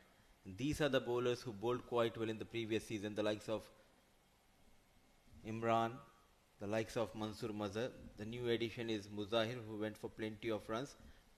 But I was expecting Imran to get few wickets. Beautiful. Right in the block hole. This is what he's capable of. He just needs to make sure that he does it more consistently. Every time your team is in a difficult situation, you want the best player from your team to come and stand up tall, take a shield for the team and make sure he says that I will get the team back on track. Not only on field, you want that support from your fielders, but also in the comm box. You need your fellow commentator support. When your commentator is in trouble, you need to support Pranav. I so knew it is going to be coming there. Shahzad is a fielder who will keep it down to a single only. Came right from the middle of the bat, and that's the sign of Mujibur back in form. 18 overs done, 168 for the loss of 4.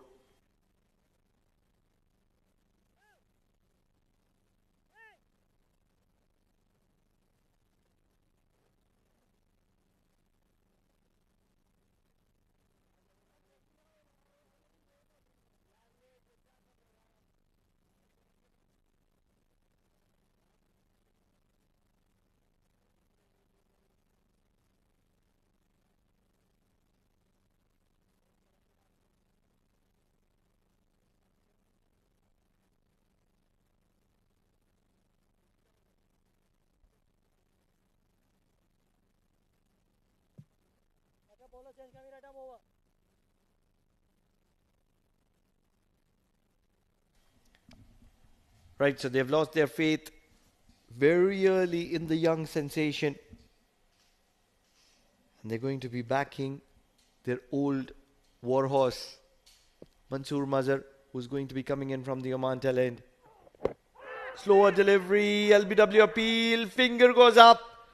This is exactly what Yalla Shabab Giants didn't want because Majibur was striking clean.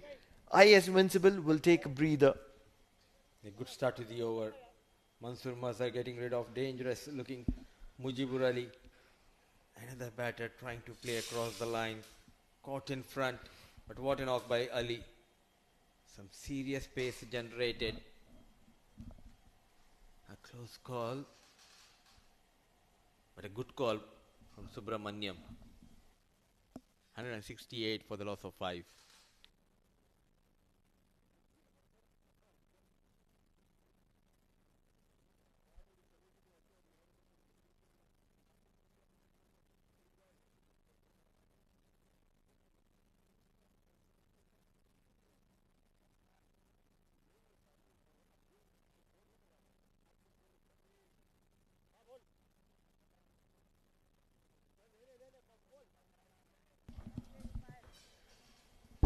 Sammy, the wicketkeeper, comes into action.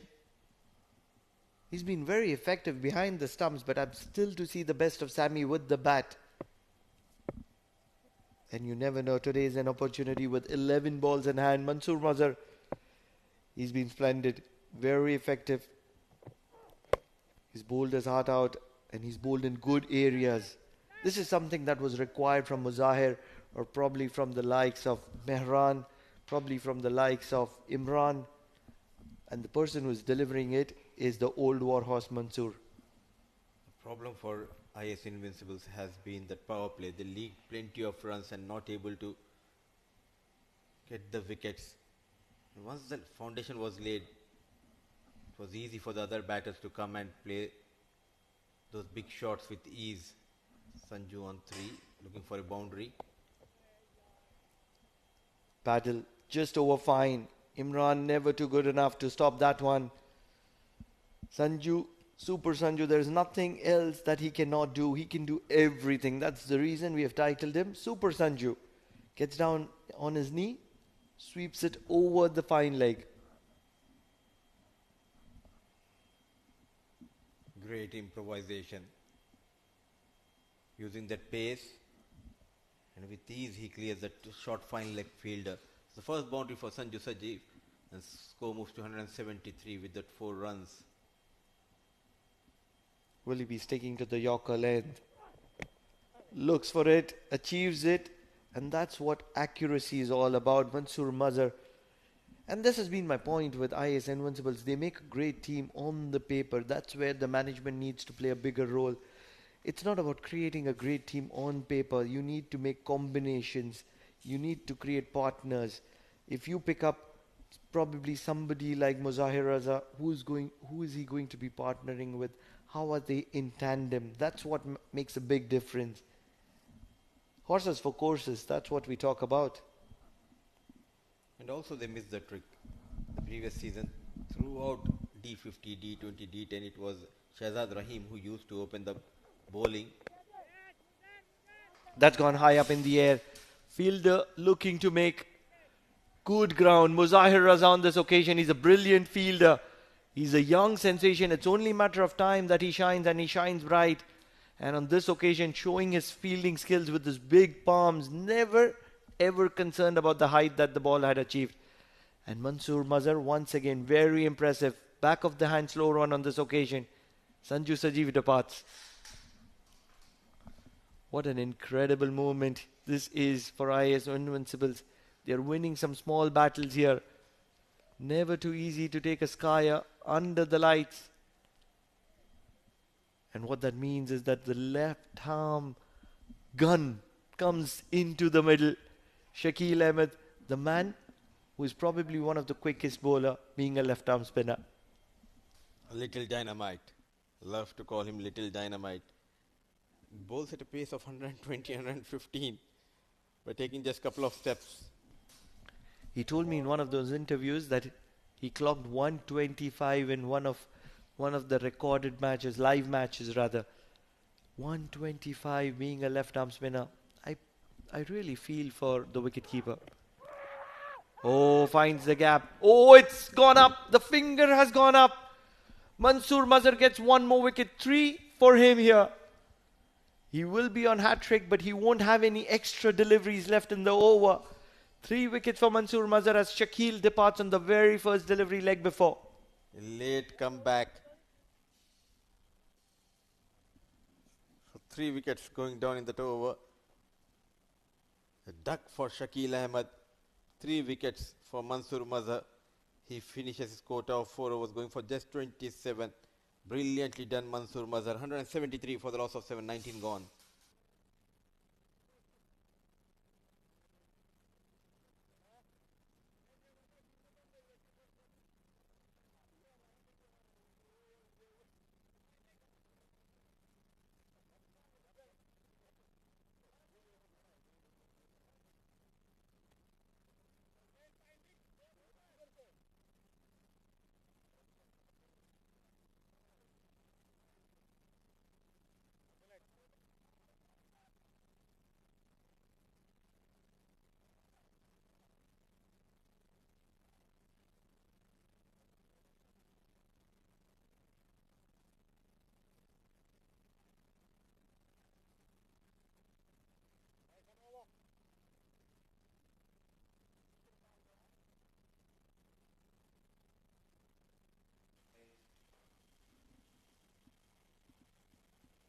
Putting the brakes in the previous over, Mansoor Mazhar. Nicely bowled and well managed by Sami. They're looking to go beyond 190. Now all of a sudden, 3 quick wickets going down. 5 balls left.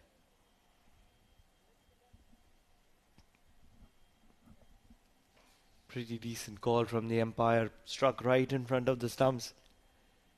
No thought whatsoever for Shakil.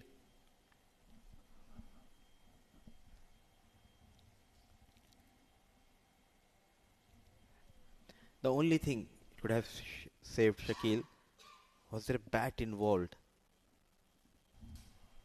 Even if probably the ball could have pitched outside the leg stump, that could be a factor there because of the angle from where the bowler was bowling.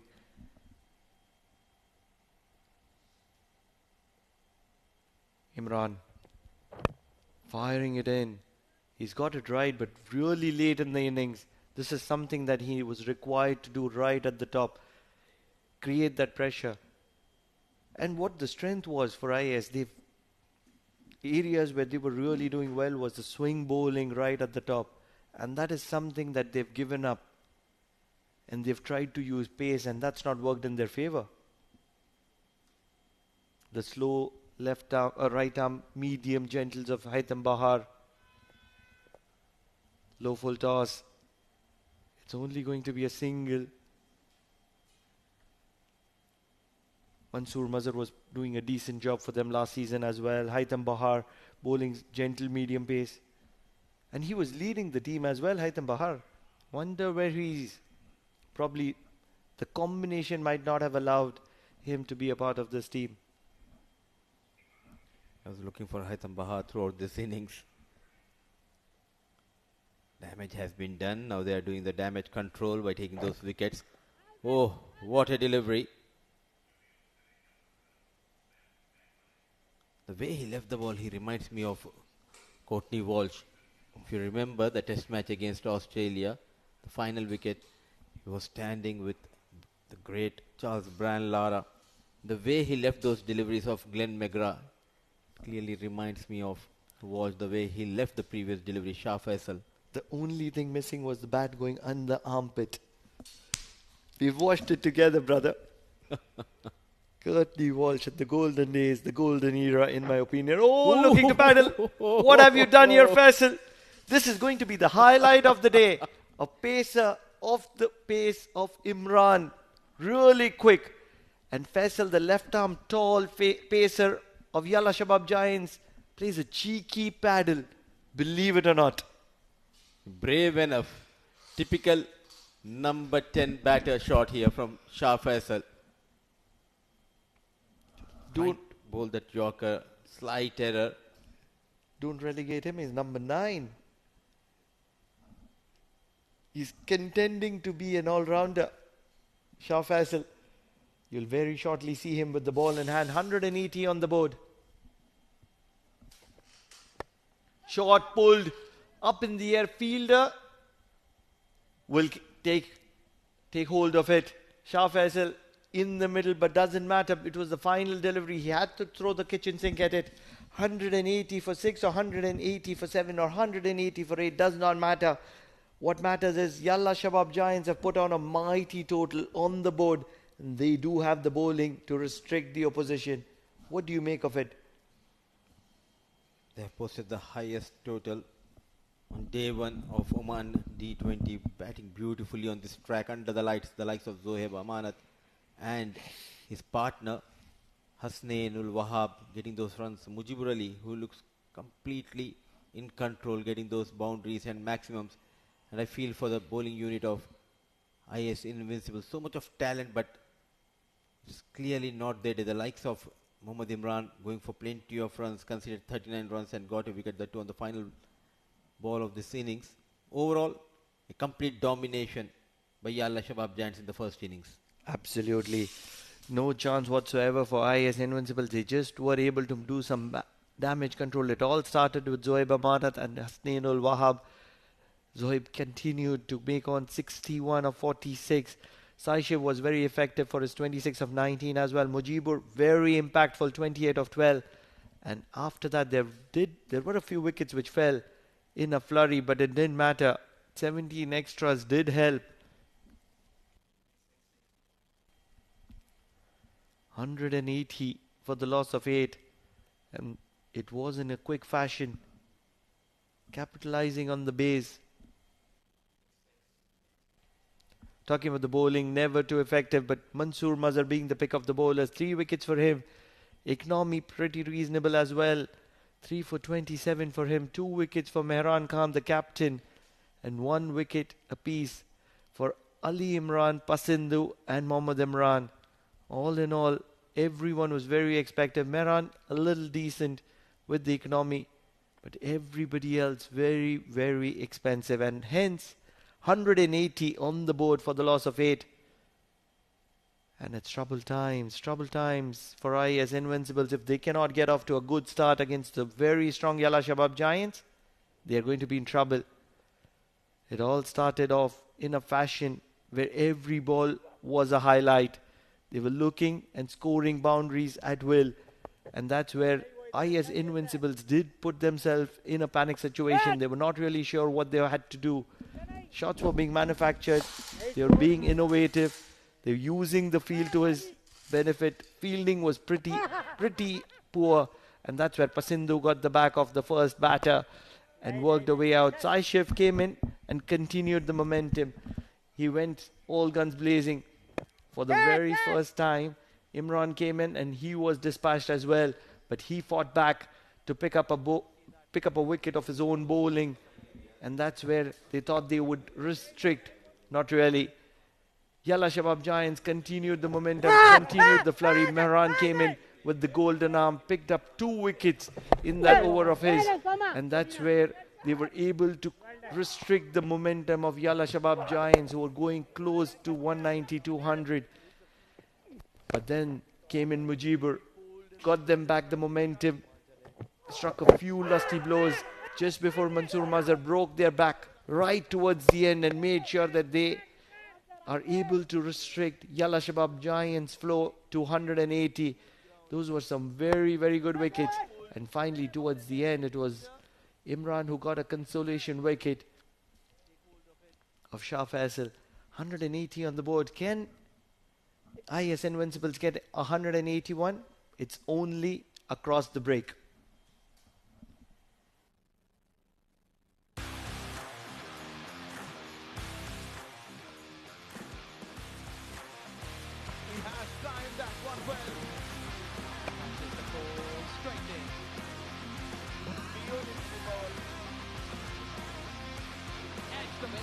Yes,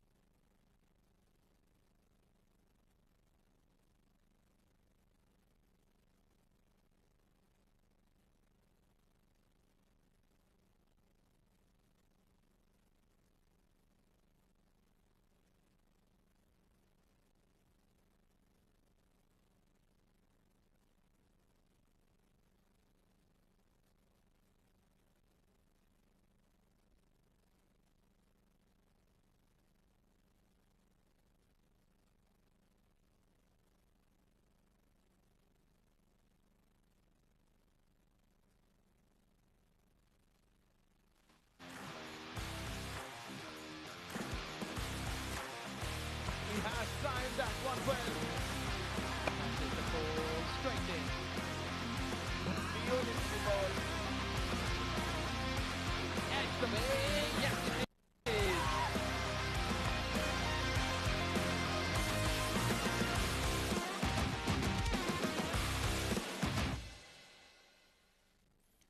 Welcome back to Oman D20, powered by Fancode. And of course, these are live pictures from the Oman Cricket Academy. We've seen some exhilarating cricketing action, some good, powerful shots in that first innings. We are on match number 3, where the Yalla Shabab Giants take on the IAS Invincibles.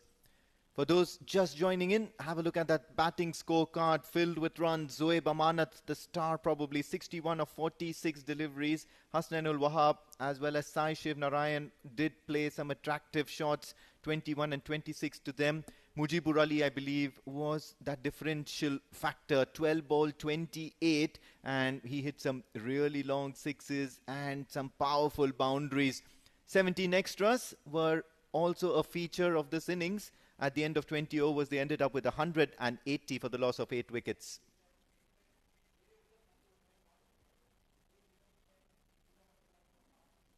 Electing to bowl, of course, Mohammad Imran. He started off a bit slow, and so did Muzair Raza. Pretty expensive. But towards the end, it was Mansoor Mazhar, 3 for 27 in his allotted 4 overs. Ali Imran also 1 for 17 in his 2 overs. Mehran Khan was economical. He picked up 2 wickets to his name early on. And of course, they have a task cut out for themselves. The IAS Invincible batters. Out there in the middle is Rashmika and Mehran Khan. They'll be looking to score runs very quickly. Something similar to, or rather adapt themselves to a fashion that the Yalla Shabab Giants have proven it to be. The pitch, always a matter of discussion, but at the same time, it's going to be Shakil who has the new ball in hand. And straight away, a chance created. Gets his fingertips onto that ball, and Rana Singhe managing to get to the striker's end. Mehran Khan off the mark on the very first delivery. Not in the most convincing of manners, but that would do. They'll have to score quickly. They'll have to score at a decent pace. 181 is not a target that you would attempt casually. That would mean nearly 9 or in excess of 9 runs and over. So there has to be a boundary in every over. Works it away towards the onside. Running the first one hard, but there is a fielder there. They've got some really exciting bowlers to watch at. Some high quality bowling attack that the Yalla Shabab Giants boast of. Already you're seeing one of them, Shakil, operating. Left arm orthodox, but then with the pace that he has, he nearly darts the ball, giving the batter no time and no luxury of trying to get underneath him. And many a times you would see him striking within the power play itself. Inside edge. The batter had no idea. After Shakil, of course, there would be Umair, who would be employing his trade, and even before that there would be Faisal Shah. Left arm pace, and what's really exciting about him is the way he uses swing to his advantage. Big shot, takes the aerial route. No fielder there. A couple of them trying to converge, and some decent work by Zoeb Amanat. Fresh off a quick fire 61. And he's certainly working hard out there in the field as well. Also working hard along with me, joining me in the comm box is Mudibai Mudassir Ali Qureshi.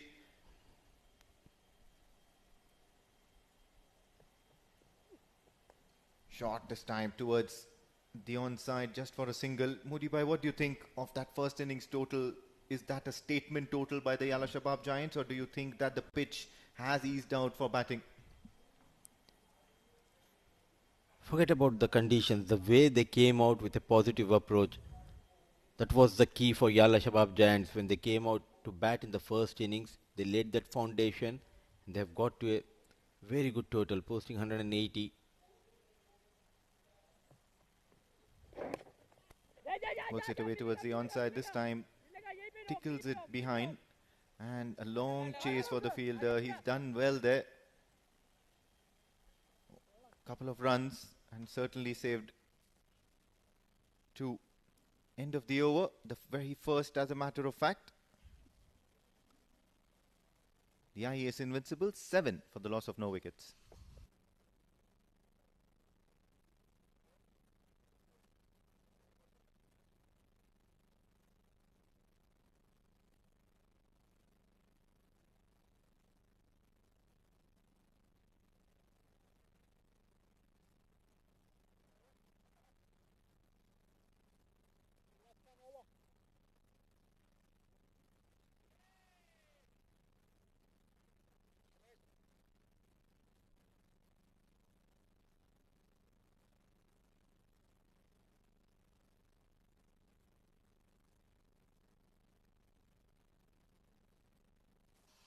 Seven runs in that first over of Shakil, and as expected, Faisal Shah will share that new ball, and this would be a true test of that playing surface.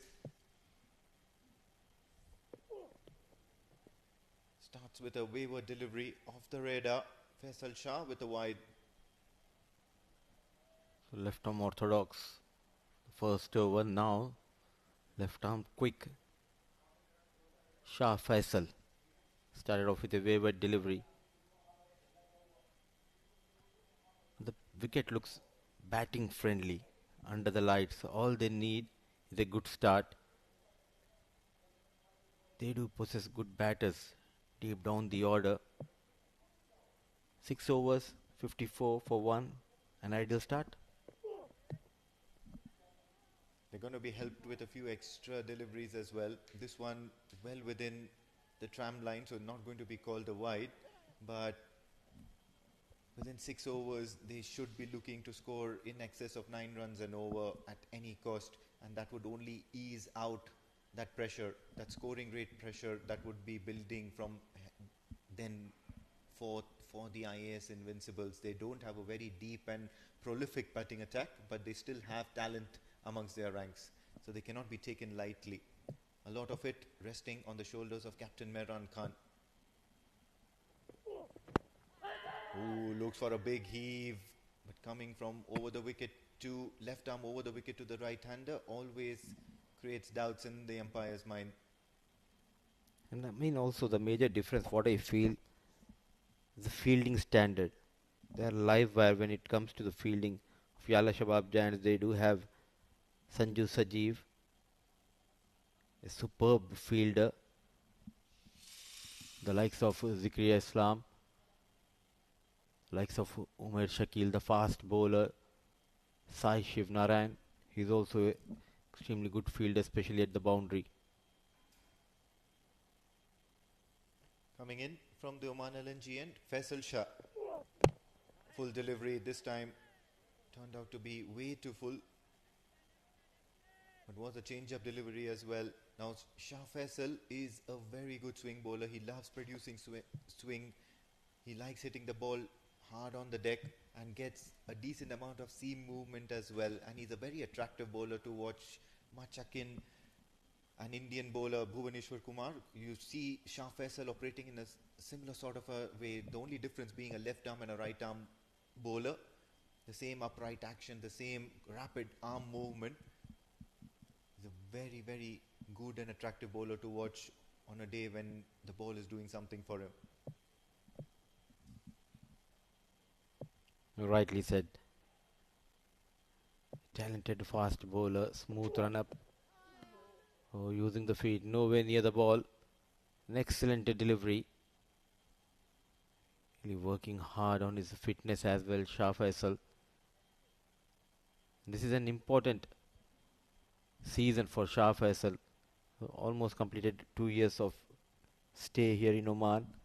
Another 1 year and he can qualify to represent Oman national side. He's also amongst the ranks in the Oman A teams. He's a fringe member of that national squad, always trains with the national squad as well. So he's probably a cherry-picked or a hand-picked probable. And there's always a chance for him to make a breakthrough. Beautiful delivery, but dealt with beautifully by Mehran Khan as well. Towards the onside, picks up that late swing coming into the right-hander. Mehran Khan gifts himself with a maximum. This is much better. Especially the ball nicely coming onto the blade. You just need to wait deep in the crease, wait for the ball to come onto you, and then play your shot. What a connection. Always in control. Stand and delivered for a maximum. Absolutely. And a lot of responsibility on the shoulders of Mehran Khan to lead this IAS Invincibles forward during the course of this tournament, this long tournament where they have to play many matches. Shah Faisal will want to correct himself. Full delivery, outside off stump and beats the fielder. Will that go for a boundary? Only time will tell. Yes, of course. Crosses the boundary ropes. So Mehran Khan making amends for that quiet over in the last couple of deliveries of the over. 14 of 10 deliveries for Mehran. So the second over is done and dusted with 18 for no loss.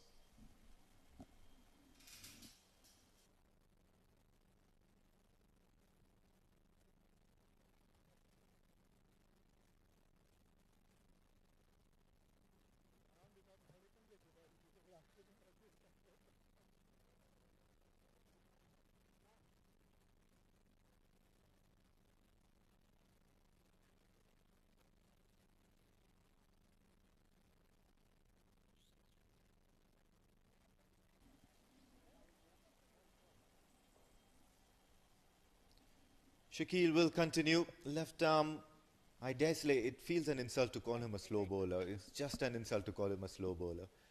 Bowling within the power plays. Darts the ball into the right hander, and he's so effective in that power play period. You need to take 4 overs away from your team, from your batting effort whenever Shakil is bowling. And if you call him a fast bowler, then it's an insult to a fast bowler. Someone running from the 30-yard circle. Oh, brilliant delivery, quicker delivery, and arm delivery from Shakil Ahmed. And he strikes. No chance for Rana Singh to negate that quicker delivery from Shakil.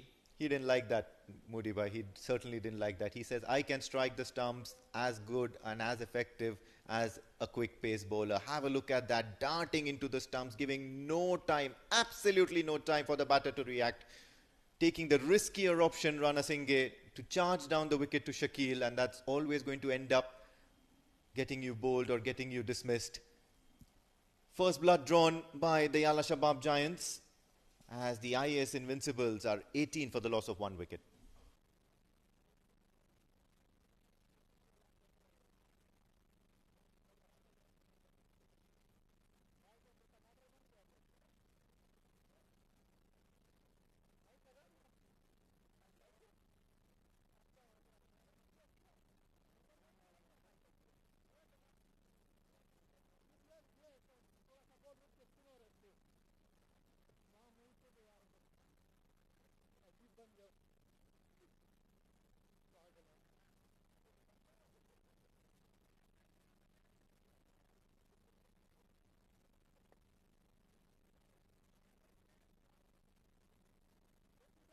After that first wicket, it's going to be Mansoor Mazhar walking out to the crease. So a heavy workload for Mansoor Mazhar.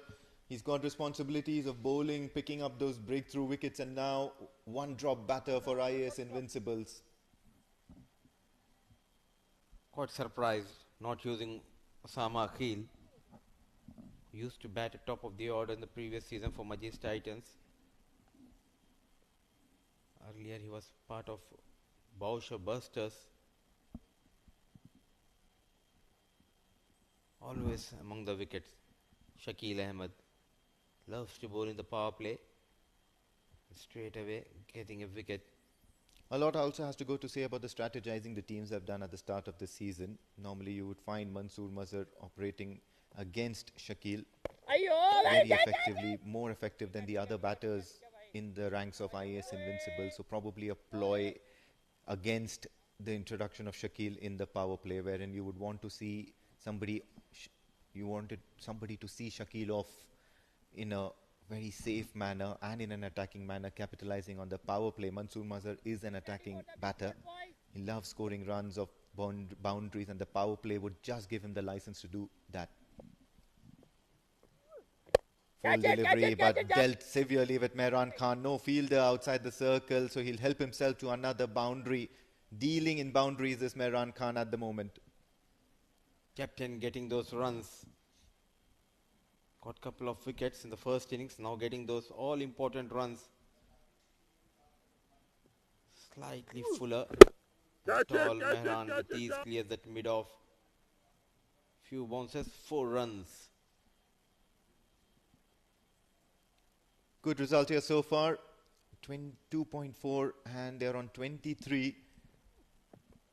Big shot, this time towards the onside. He's picked it up, but a fielder might settle under it, but he'll only look at that ball sailing over the fence rather.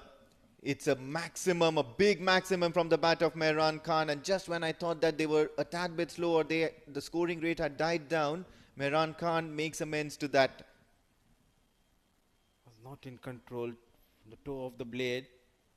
Got that elevation as well as the distance. What a hit.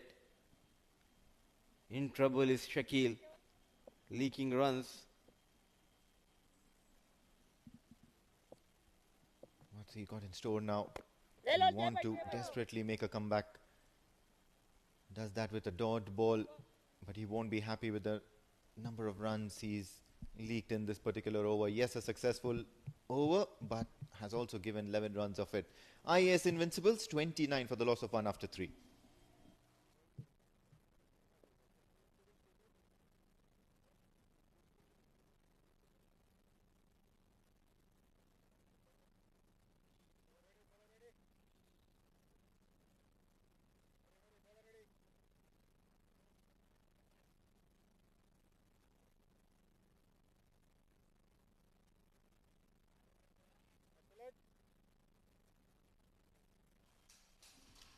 Three overs gone, 29 for 1. IAS Invincibles. A Shah Faisal will continue, even though his previous over was quite expensive.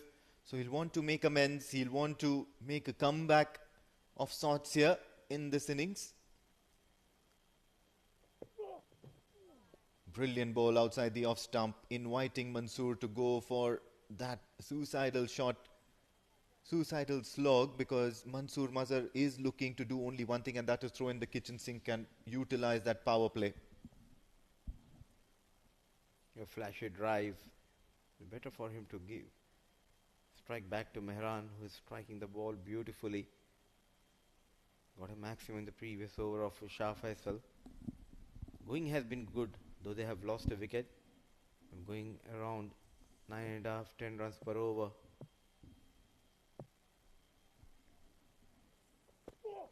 This time attacking the stumps, plays a good aerial shot down the ground, will help himself to a boundary. Mid-off and mid-on were up inside the circle, so that gave him the license to charge down to Shah Faisal. Zero respect given to the quality of Shah Faisal, as I would like to put it. Absolutely, showing no respect. Walking down the track and goes over Shah Faisal. Beautifully struck. 4 runs for Mansoor Mazhar. They are on a roll here. Long way to go. They need to keep wickets in hand. Absolutely, just that one wicket of Rashmika, and then after that it's been the Mehran Khan and Mansoor Mazhar show. IAS will be pleased with the start they've got. This time just a check shot towards the onside, so it's only going to be a dot ball, and the Yalla Shabab Giants will want to make inroads into that middle order of IAS Invincibles, because they know the key to win this match is to put IAS Invincibles under the pressure, under the pump, when they start losing a lot of wickets and then all of a sudden there is a batting collapse. They'll be eyeing to get Mehran Khan. 24 in just 13.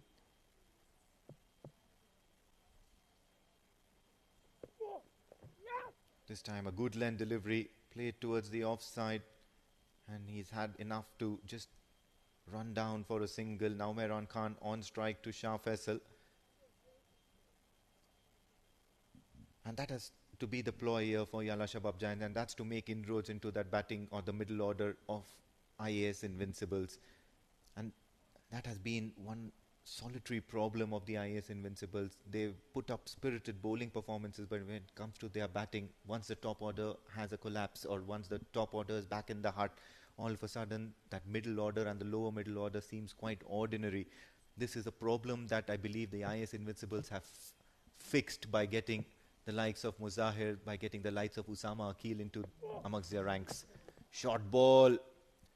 Mansoor Mazhar charging down half of the pitch and asking for that wide, but the umpire obliges, or rather the umpire decides that yes, of course, you are right. Fury character, Mansoor Mazhar. He's a treat to watch. The expressions, the intensity that which he operates out there.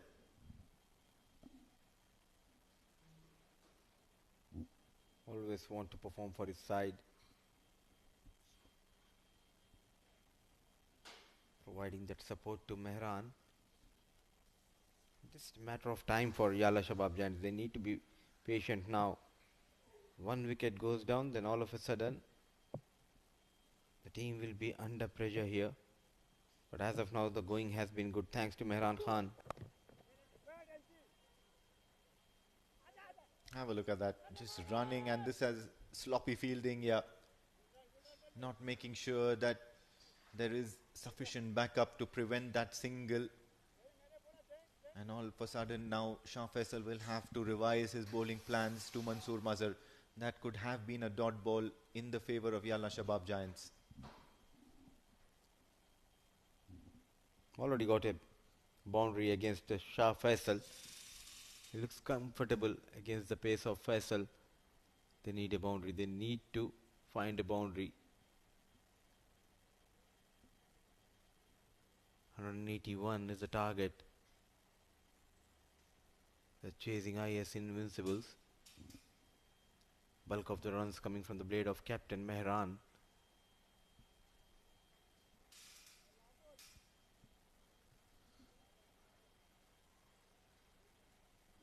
Right, what's he looking at? Mansoor Mazhar, last ball of the over. Is he looking for a big hoik down deep mid-wicket or cow corner? There's a huge vacant spot here as mid-on and mid-off are still up in the circle, and a short mid-wicket. Yes, he does just that. Cow corner it is. He goes aerial. Does the ball have enough legs to cross the boundary ropes? Yes, it does. So a boundary to the name of Mansoor Mazhar to end this Shah Faisal over. 22 of 2 overs for Shah Faisal, and he would certainly not be proud of it. 4 gone, 40 for 1, IAS Invincibles.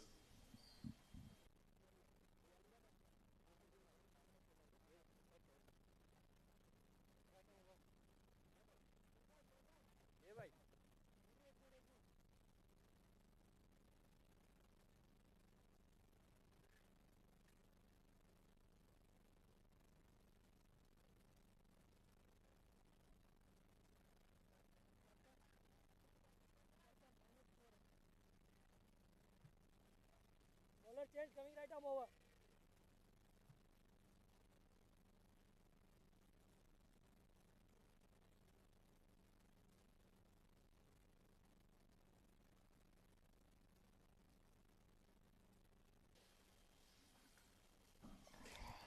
First change in bowling as Umair Shakil makes his way and has been given the ball, but he's been greeted with a thunderous punt down the ground, only to find the fielder. But then the intentions are clear from Mehran Khan. 25 of 15 is what he stands out at the moment. 4 overs have gone, and 40 for 1 is what IAS find themselves at. So they've been scoring at a steady pace. And of course, keeping me company, there's been change in the com box. Pranav Mehta joins me. What do you make of this new look IAS side and the way they've come all guns blazing, especially Mansoor Mazhar? What Mansoor Mazhar reminds me is a cartoon of cat and mouse. Every ball, the way he pokes in at the fielders and the way the fielders try to attack the stumps, it's a game of cat and mouse. Yeah, he's certainly irking the fielders at the moment. He's making them stay on their toes, making sure that he's playing with the field, backing up too far outside. He wouldn't want to be caught stranded out there. Charging in Umair Shakil. This time wide outside that tram line, so he's going to be rebowling that. Umair Shakil was a very good talent they discovered in the D20 of last year, and certainly he's made inroads into that core group of the Yalla Shabab Giants. He's got decent pace, he's a tall, lanky lad and loves to bowl those swing deliveries, moving away from the right-handers. To sum it all, he's a tricky bowler. What I really want to see from Mehran Khan is the power game, not the cheeky one where probably one of them just hits the outside edge and goes to the keeper. I want the power game. That's his strength, but not for too long. Umair is a tricky customer. We did mention it. And just when Mehran was looking to bring the power game into the equation, he's going to be departing back as Umair has castled him. All guns blazing. That reball certainly doing favours for Umair Shakil as he manages to just adjust his radar this time around, bowling it right on the middle stump line, and the ball taking a hint away from the right hander. Have a look at that. Umair Shakil strikes and he's delighted with that wicket. Mehran Khan on the other hand looking for that big slog towards leg side, covering his stumps but missing that ball. All ends up. So the second wicket falls as IAS Invincibles find themselves at 41 for the loss of 2.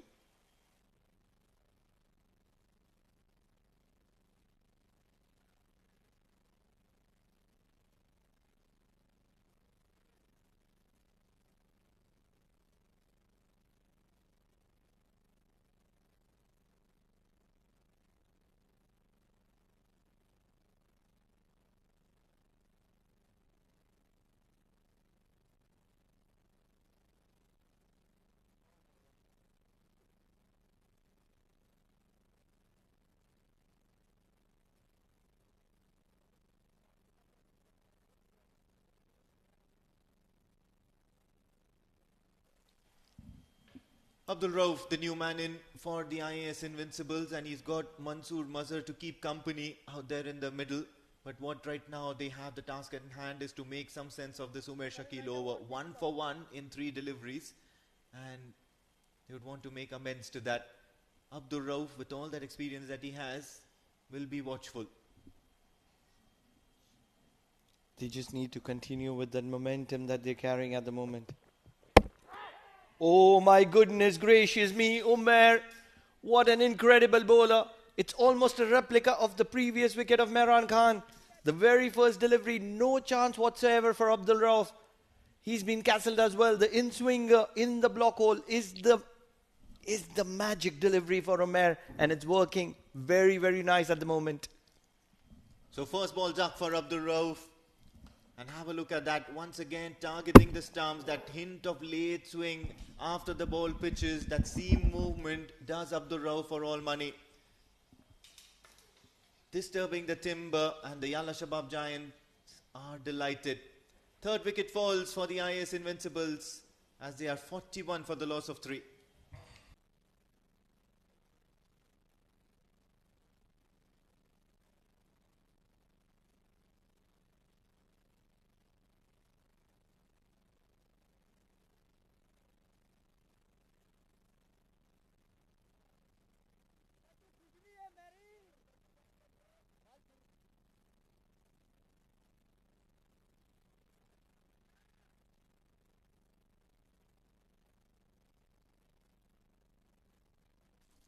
Umair Shakil on a hat-trick as Usama Akil makes his way out there in the centre. Let's have a look at that first 2 wickets of Umair Shakil. First it was Mehran Khan, then it was Abdul Rauf. Both gone in a similar fashion. One would probably pray and one would probably hope that Umair Shakil bowls a similar sort of a magic delivery, targeting the stumps. Usama Akil, one slip in place with the fielders on their toes. No, this time around it's outside off stump, goes in for a slower change-up delivery, inviting a drive towards covers. So better sense prevails. He just watchfully dead bats that delivery. So it is Osama Akil who has been relegated to the number 5 position, used to open the batting for IAS. Or probably it was Majis. Likes to throw the kitchen sink at almost everything that he gets in his arc. Leading edge on this occasion. No damage done though, but 2 wickets in that over of Umair. In just a single that came off a wide. 5 overs done, 41 for the loss of 3 IS.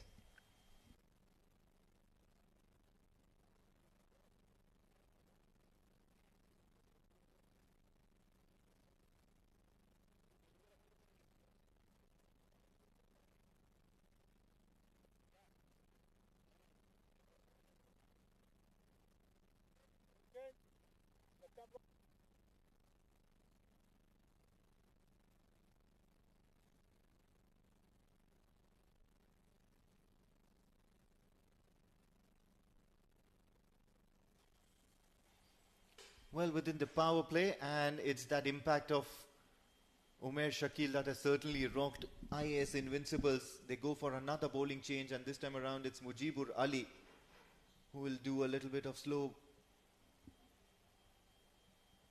spin, some finger spin, left arm orthodox.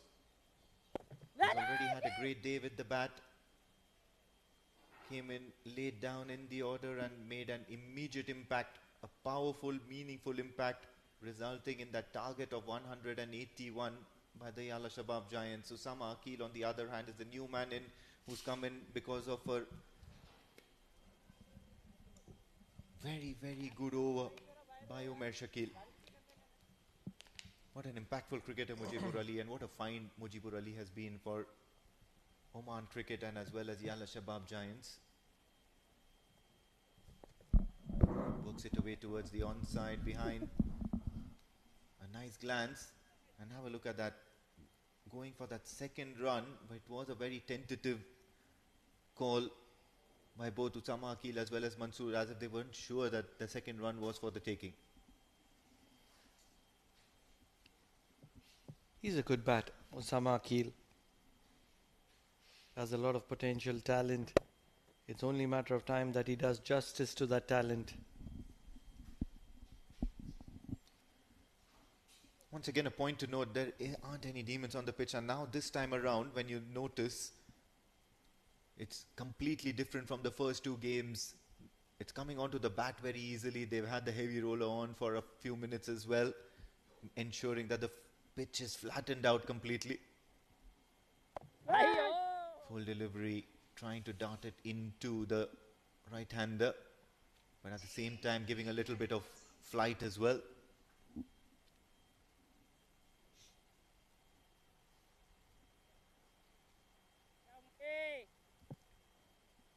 They need to get going with the momentum. They can't lose that momentum.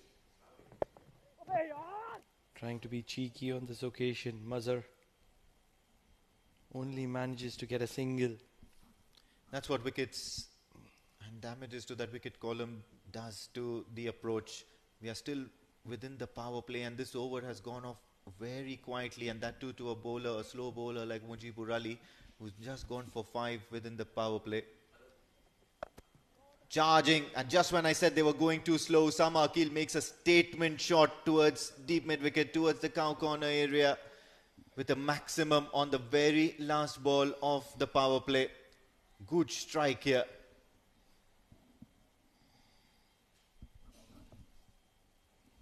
That's the end of the over number 6, end of the power play as well. Just short of length, and all that Osama had to do is put bat to ball. It got the good part of the bat, meat of the bat, and that ball did travel a long distance. So 52 for 3 at the end of the power play.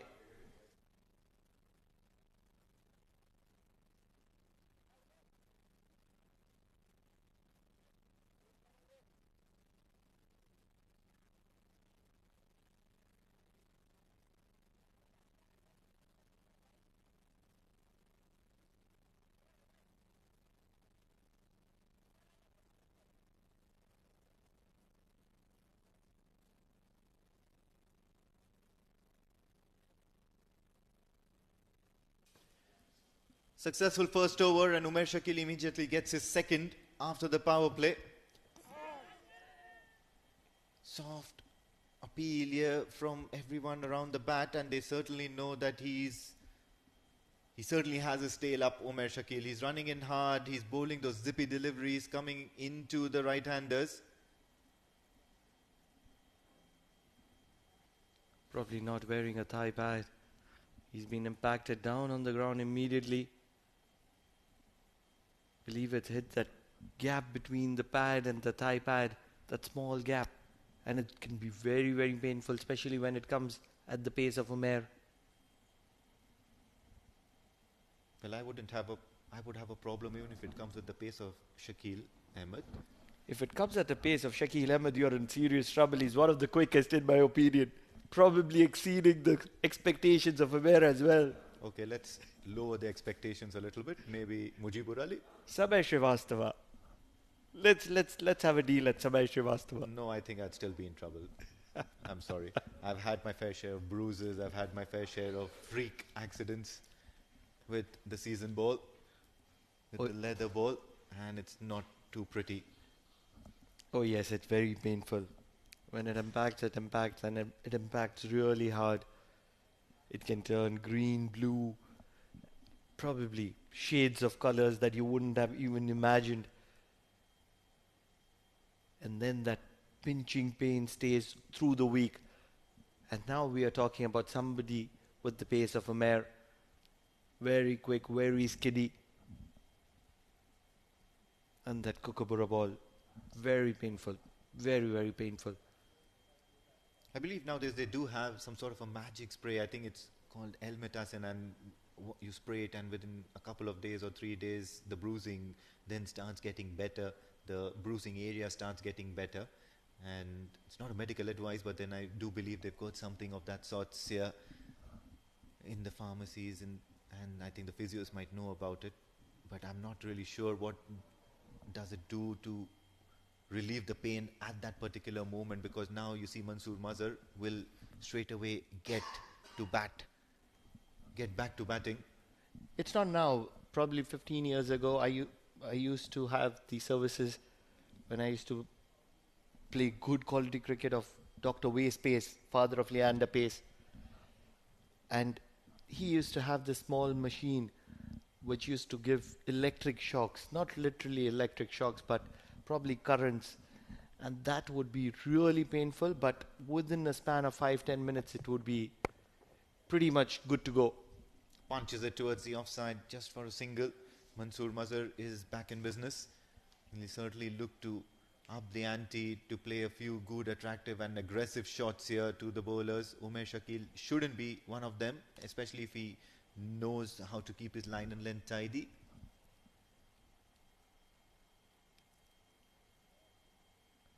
It's a game to lose from here for Yalla Shabab Giants. They're controlling the game, especially 3 wickets down. IAS Invincibles, 2 batter, were very impressive with the bat, but they haven't done that kind of batting at this level. And that's where Yalla Shabab Giants are certainly the favourites. Looking for a big heave, but will have to reload that one, Umer.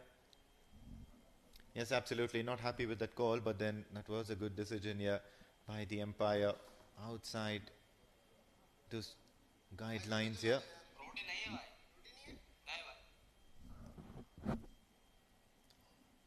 Osama Akil, he's played one very good shot already. Can he produce another one? Otherwise, it's been a very, very quiet couple of overs for, especially from Umer Shakil. Coming in from the Oman talent. Full delivery, this time a well-presented drive, but mid-off is there and no run has been taken. So still keeping it very tight and very neat and tidy, Umer Shakil. What I really want to see is that I want to see the real intent of both these batters, Mansoor Mazhar and Osama Akil. And in the process, even if they lose their wicket, getting a quick fire, 25, 30, 35, that's okay for me. Because this is a game of intent. The wicket is really good to bat on. We've already seen that. Full delivery this time. Plays it partially in the air, looking for that extra run as well. And what's with the fielders today? Everybody targeting the stumps and hitting it nice and clean. The stocks of furniture is going to be declining, looking at the way the ball has been impacting, or will it be increasing? Certainly a lot of damage done to the timber. Wouldn't mind that. A lot of bowls as well. Clean bowls. One such I remember in the second game, Jatinder Singh. Clean bowled by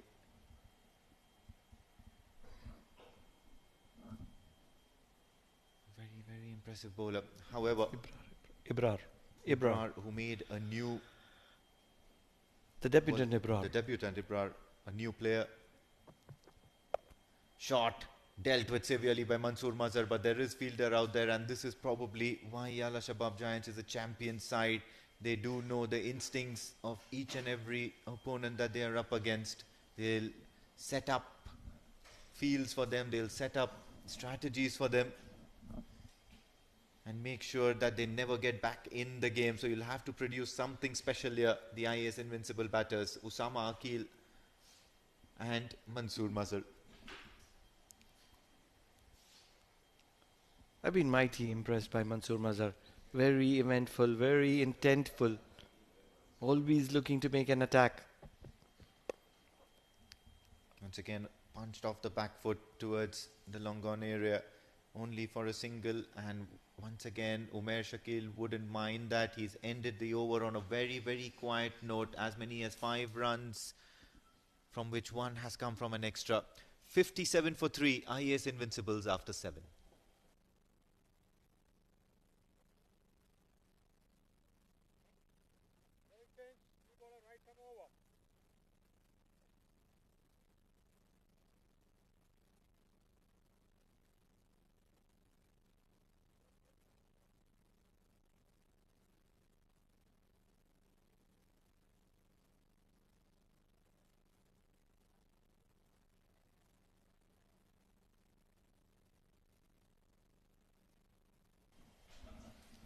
Saishiv, the leg spinner.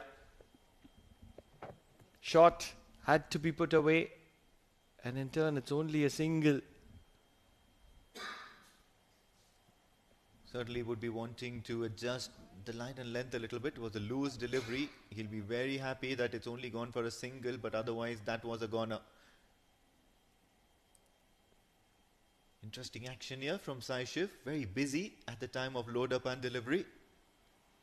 And a very interesting grip as well. Trying to hide the ball behind his palms. Would love to see a little bit of air from this young talent. That's more like it. Oh, my goodness gracious me, that's goner. That's a goner. It will be sent upstairs, but I feel it's a mere formality, and Mansoor Mazhar has probably sent Usama Akil down the throat. Yeah, of course, whenever you have a fielder of the likes of Sanju, Super Sanju as I would like to call him, there's always going to be interesting bit of fielding efforts here. Have a look at that. Collected the ball clean and affecting that run out. Sami has done his bit.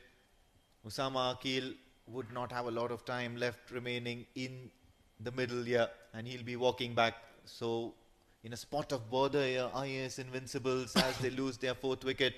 And yes, of course, the red light has flashed and he's got the message.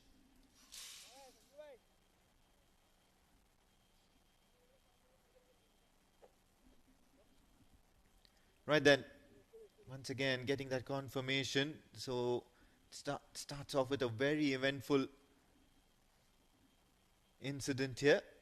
IAS Invincibles have lost their 5th wicket for 58.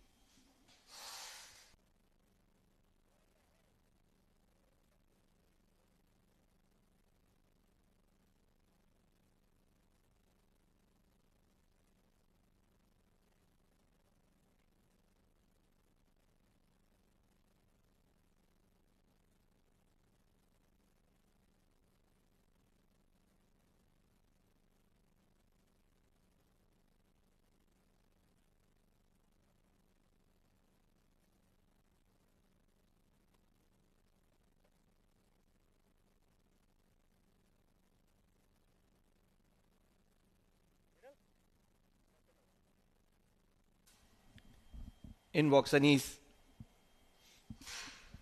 Not known for his striking capabilities in this format, but he's a busy player. Very effective in the longer format.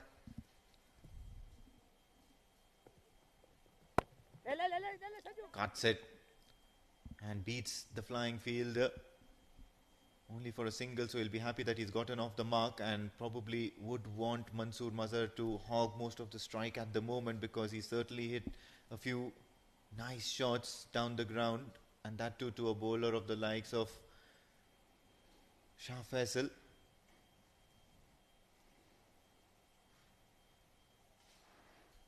You can already see a little bit of dew making an effect to the game as well.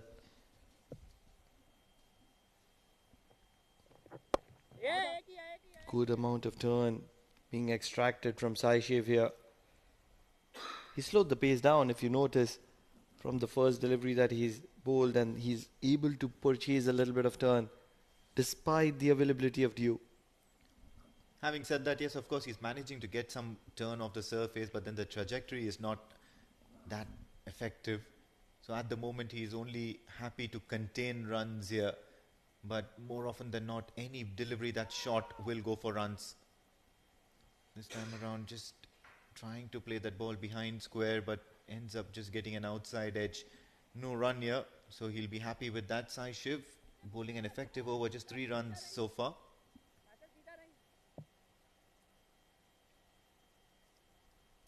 Four wickets down, IAS Invincibles. Flighted, inside out, over covers. It's always a vacant space. Yes, the fielder in the deep will cut it off to keep it down to 2, but some good innovative shot play from Anis. A couple to end that over from Saishev. A productive over. Did get a wicket, although not of his bowling. 8 overs done, 61 for the loss of 4.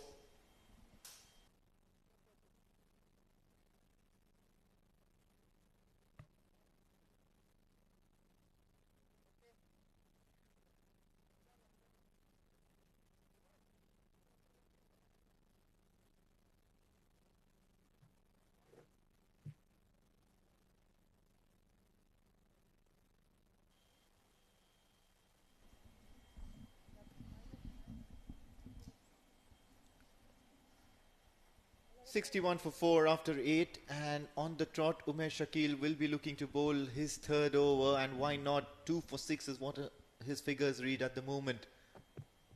On strike, Anis, and straight away Umer Shakil is on a victory lap. He does not even need to look back at the umpire, because he knows he's got Anis plump in front of the stumps, dead in front of the stumps, and another wicket, another batter perishes for the IAS Invincibles as they lose their 6th. When it's pouring, it's really pouring. And at the moment, that big shuffle of Anis, making him a prime victim of leg before wicket. And Umer, all he had to do is hit the pads and celebrate. Didn't even need to appeal. 3rd wicket for Umer. He's breaking the back of IAS Invincibles with his quality bowling, as half the sides of IAS Invincibles has departed back to the dugout, and in walks the new all-rounder for IAS Invincibles. Didn't impress with the ball in hand, but here he's with the bat.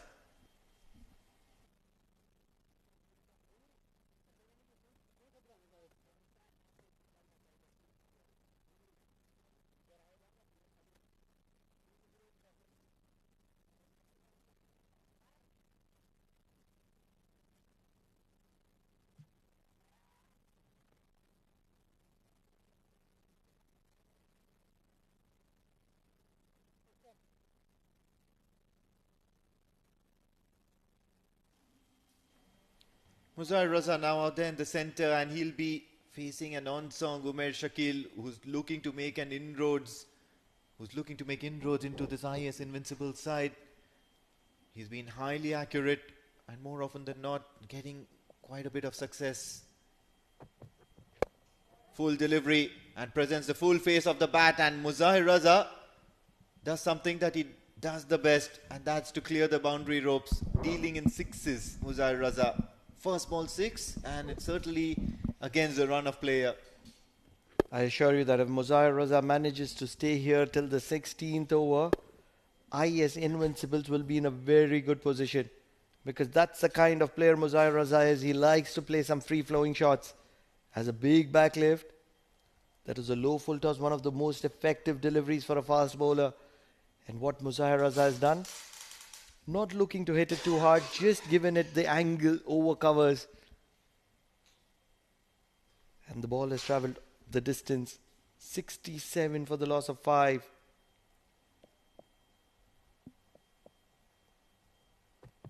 Charging in once again, this time down the ground, and I think this is even more mighty and higher than the previous shot by Muzair Raza. That's a second ball 6 as well, so dealing in 6s Muzair Raza. He's come here with the intent, he's come here in the mood. He did something similar to what he's doing here in a game last year. That was against Renaissance Challengers. Did get his 50, if I'm not wrong. But on this occasion, look at that shot. Even the pose after playing that shot. Where was he practicing prior to walking in? Probably came in directly from the nets. First ball 6, second ball 6, third ball. Fends it. Common sense prevails. Yes, of course, check shot, and Umair Shakil has his tail up with those 3 wickets, and now all of a sudden, after a couple of 6s, suddenly everybody's thinking of what sort of deliveries would be suiting or will be suited to bowl to Muzair Raza.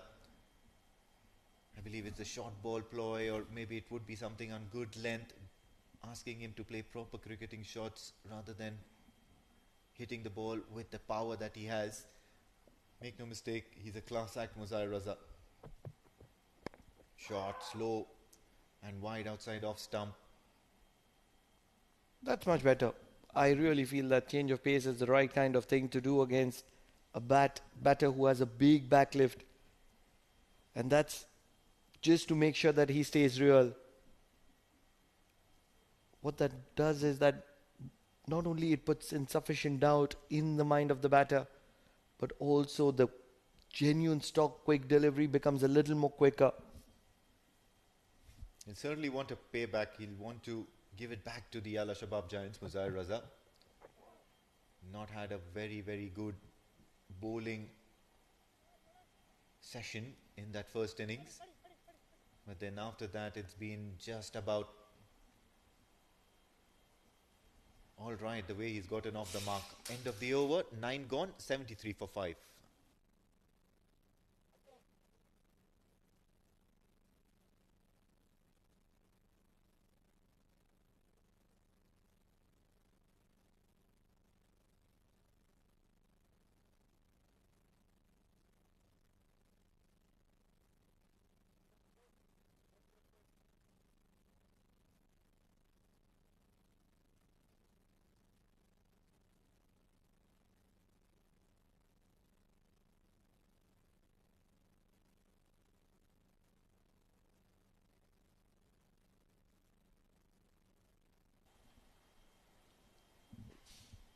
Sai Shiv Narayan will continue.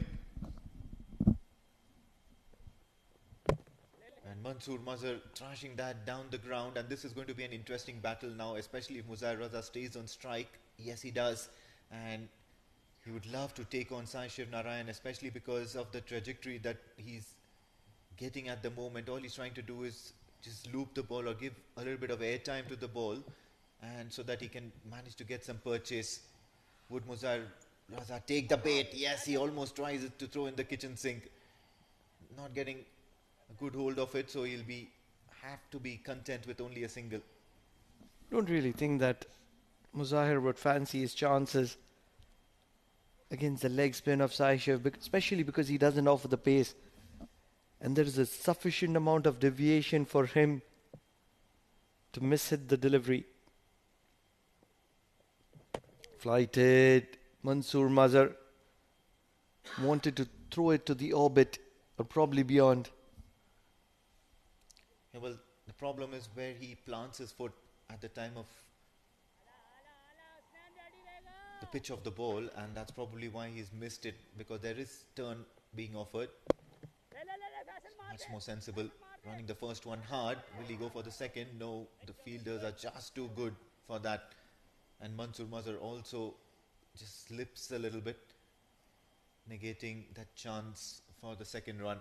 Sai Shiv, on the other hand, 4 deliveries down his second over, and it's only 7 runs. Once again, Muzahir Raza on strike. What's it going to be? Is it going to be a quicker one? Is it going to be something that does not turn? Would it come back into the right-hander? We need to see what Sai Shiv Narayan has up his sleeve. What tricks does he have up his sleeve? But on the other hand, we do know that Muzahir Raza is eyeing straight down the ground. Oh, it's a goner. One shot too many. Muzahir Raza tries to throw the kitchen sink, and this is exactly what happens when there is sufficient amount of deviation. That high back lift doesn't come in support of the batter. It's sent upstairs. Muzahir is going to hang in there for a while, but in my opinion, and looking at the celebration, it's curtains for Muzahir here. Yes, absolutely. The keeper was confident. Have a look at that. The checking for the front foot as well.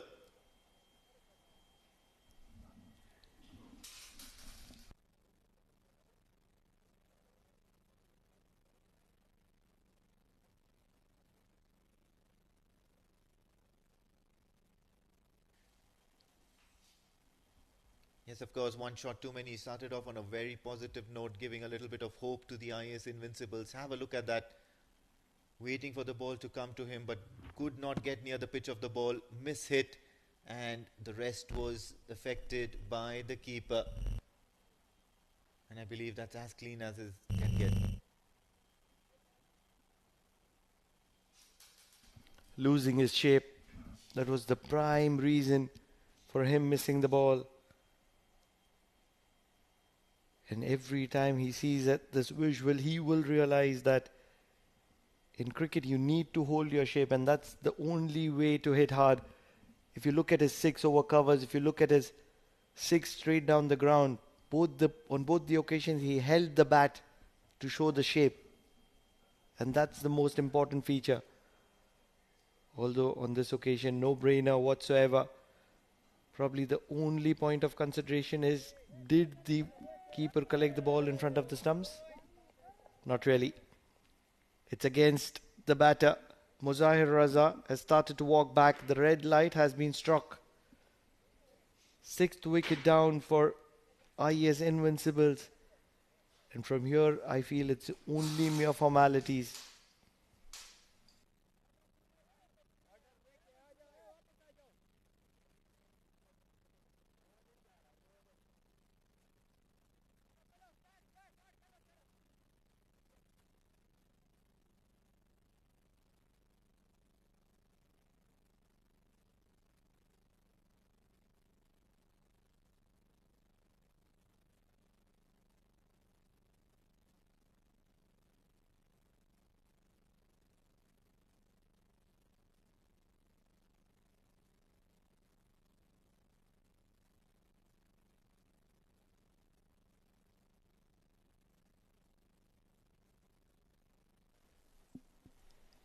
Sixth wicket down, and the last wicket was Muzahir Raza, but at the same time you do have the services of Mansur Mazhar still out there. He'll find himself in now familiar settings as a lower middle order batter joins him out there in the middle. Pasindhu from Sri Lanka will make an effort in making some sense out of this run chase. 76 for 6 is what the IAS Invincibles find themselves at. Sai Shiv has got his first wicket on the very penultimate delivery. Looks for a big shot, sweeps it.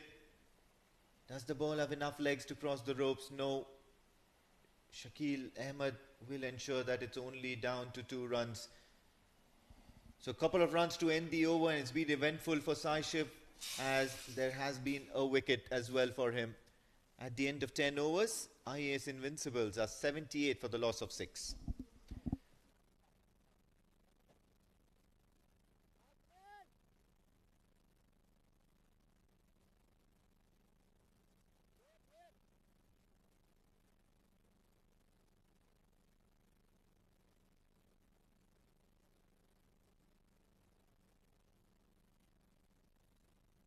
bowler chase coming left arm round.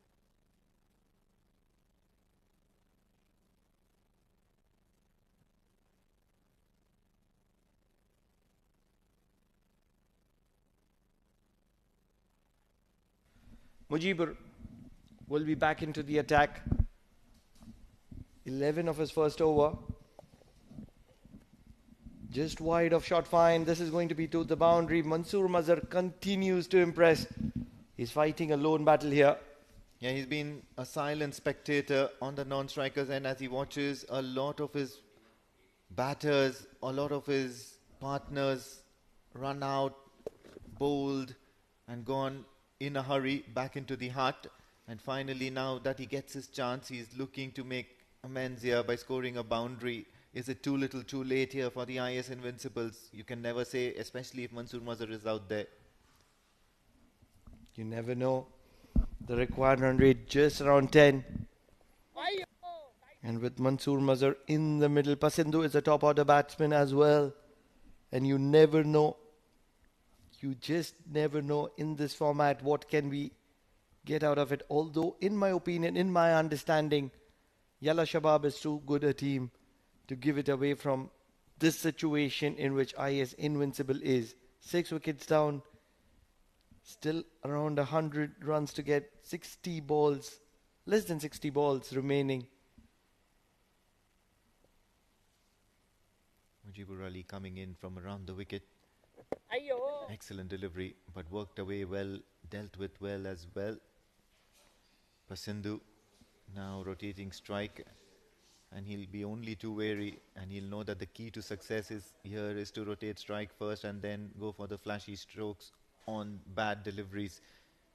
But the question in mind would be, how many bad deliveries are the Yalla Shabab Giants going to bowl?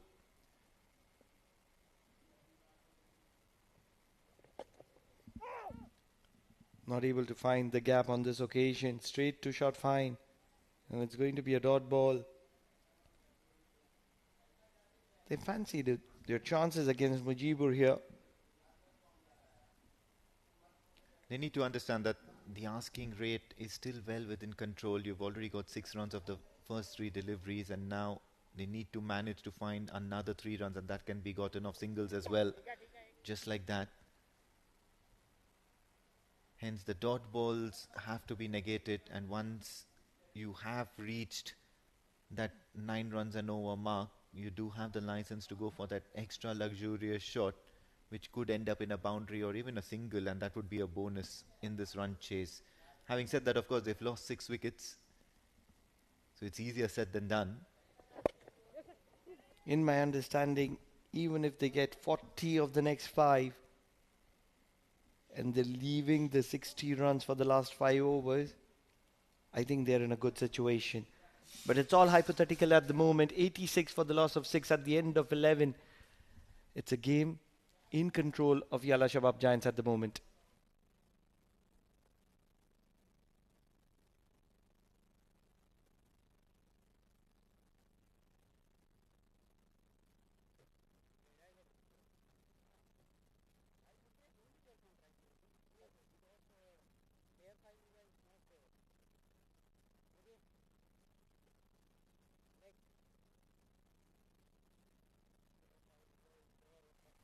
Sai Shiv Narayan continuing, and he's probably rewarded due to that very nice over, successful over in the previous one that he's bowled. Ayyo. Anna. This time daring enough to bowl it well within the arc of the batter, giving it sufficient flight, not managing to get any bit of turn in that particular area.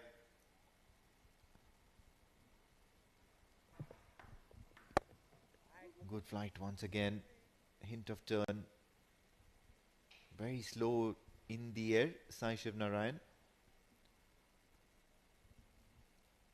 He's happy to be slowing the pace down, especially because of the revolutions which he's able to obtain. The kind of turn. He does realize that a little bit of deviation of the wicket is sufficient enough, especially in this format because of the high backlift.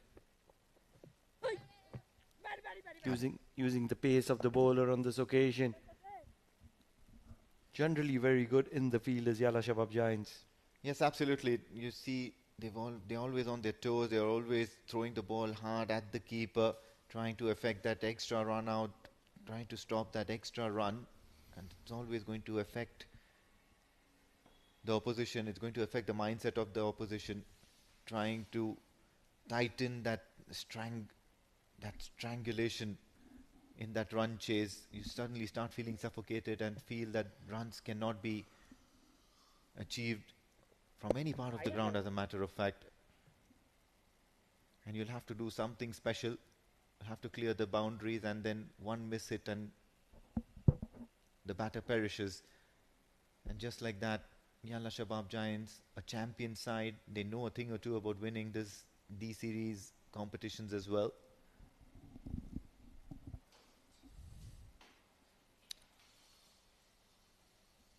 Still struggling to get going against Aishiv.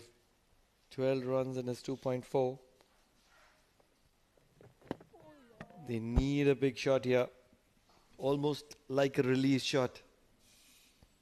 And that's probably where Yalla Shabab Giants will get their next wicket as well. Once the pressure of the scoring rate, once the pressure of the run rate gets to the minds of the batter's head, that's where you get your next wicket. Thumps it towards the onside, down the ground, only to find the fielder, so it's only a single. And this has been an excellent display of slow bowling by Sai Shivnarayan. 1 for 13 in 3 overs so far. After 12, IAS are 90 for the loss of 6.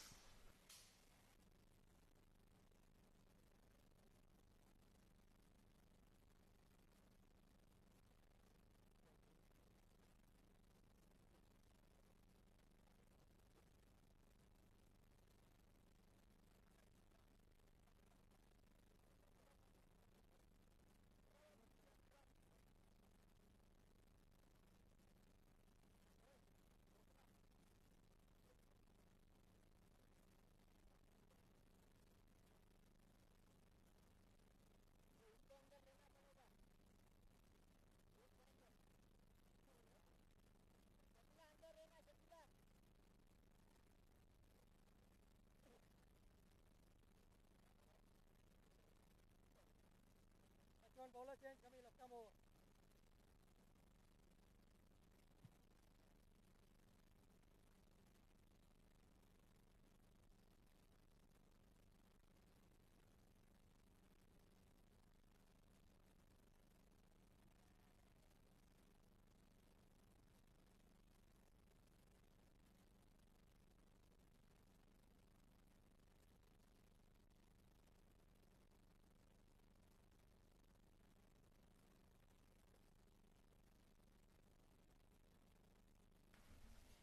.90 for the loss of 6.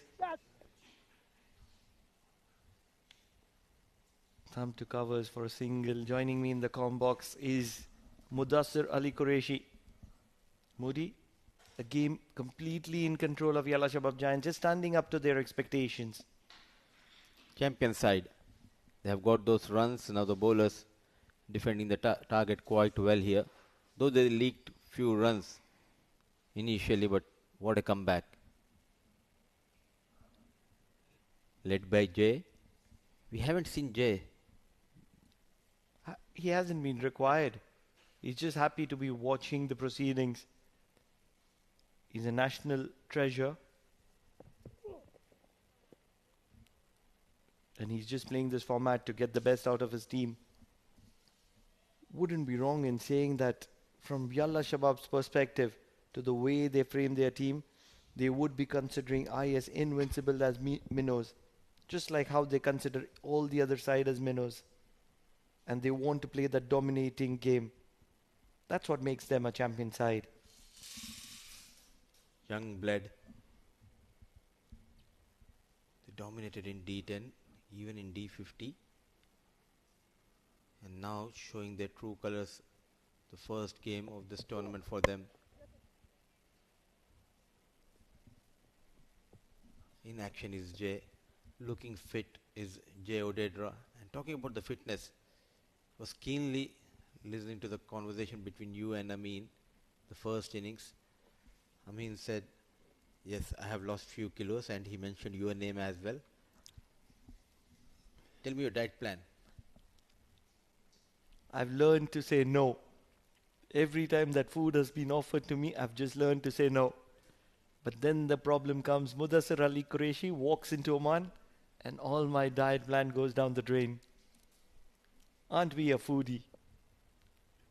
12.3, 92 for 6, IAS Invincibles. Mansoor Mazhar fighting a lone battle, just like the last season. Yes, you say no to the healthy food, and you always says yes for junk food. We had snacks coming in the com box around 5 p.m. I was out for 5 minutes, and when I came back, it was all empty bag. Oh, we were hosting a few people here. There was Pranav, there was Mehta, there was Shailesh. They're all just me.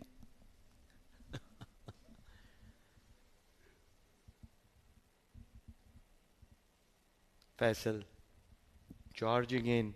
He was expensive to start off. A single to sweeper. In one of the conversations which I had with Jay probably last season,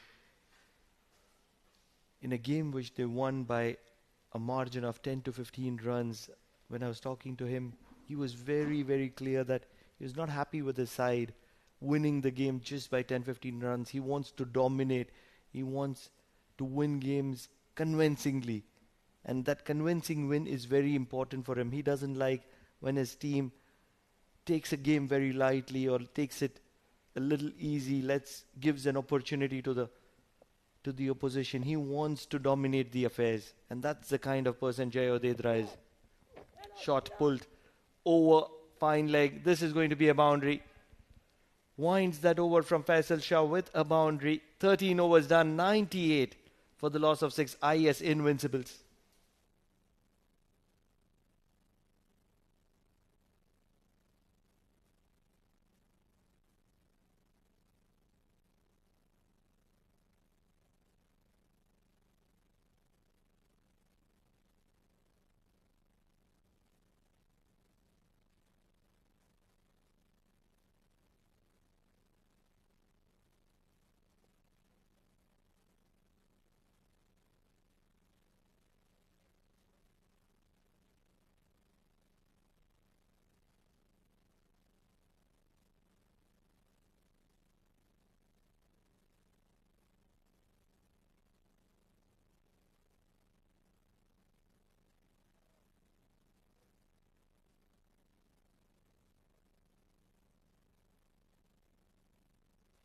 Saishiv to continue, probably for his final over from the Oman LNG end. Likes to keep it slow, given a lot of revs. Pasendo happy to take a single and keep Mansoor busy.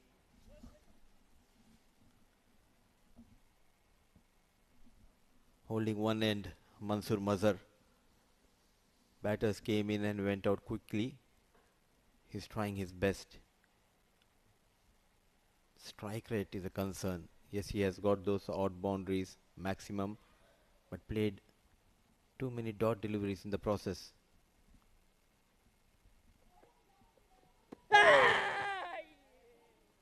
Bowling a tight line. Saishiv at the moment conceded just 14 runs and is 3.2. And that's the problem when you're trying to attack. If you're not able to pick up singles on consistent intervals, you're always going to be slowing the run rate down. With that single, it's the 100 for IAS Invincibles. A milestone they wouldn't mind. They're still in contention. Just over 6 overs left in this game. A miraculous innings from Mansoor Mazhar or Pasendo could probably get them into the equation, but a game completely in control for Yalla Shabab. And also, this is the first game of this tournament for IAS Invincibles. Get near to the target of 180 just to keep a check on the net run rate. What a delivery, what a take. He has been excellent behind the stumps. You yourself being a wicket keeper, are you impressed the way he kept behind the wickets? Oh, he's good. Sammy is brilliant behind the stumps. even last season. We've seen glimpses of him. Yes, I'm still to see the better of Sammy with the bat, but with the gloves, very, very handy. Does read the ball very well. Not a lot of variation from Saishiv, but pretty reasonably good. 100 for the loss of 6 at the end of 14 IAS.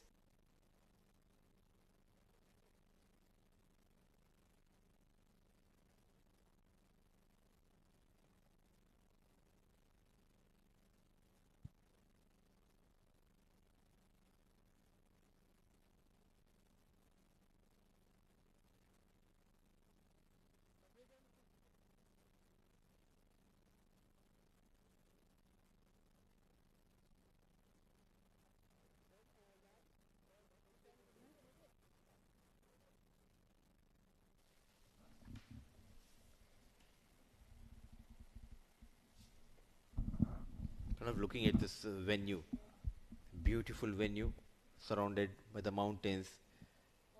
We talk about the stadiums like Melbourne, Sydney, and we have Narendra Modi Stadium in Gujarat, but those are the closed ones. If we talk about the open stadiums like Dharmashala and few in New Zealand,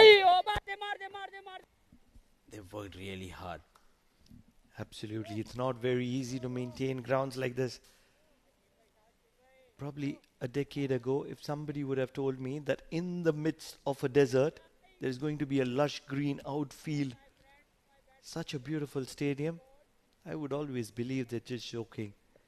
And here comes the miraculous Oman Cricket Academy right in the center of the Al Hajar Mountains. And it's competitively beautiful. It can give competition to the best stadiums in the world. The facilities not second to any of the stadiums in the world. The indoor facilities outstanding. The outfields as beautiful as it can get. Credit where due. They've been really worked very hard behind, and just to have these facilities here, it's nothing less than a dream. And always coming to this ground feels some kind of peace whenever I come to this ground. And it always helps not only for us, also for the spectators and the players. The venue is built in such a way, wherever you sit, you can enjoy this game. The view from commentary box is very clear. Just opposite to us is the Oman Cricket Academy. So everything is built according to a plan designed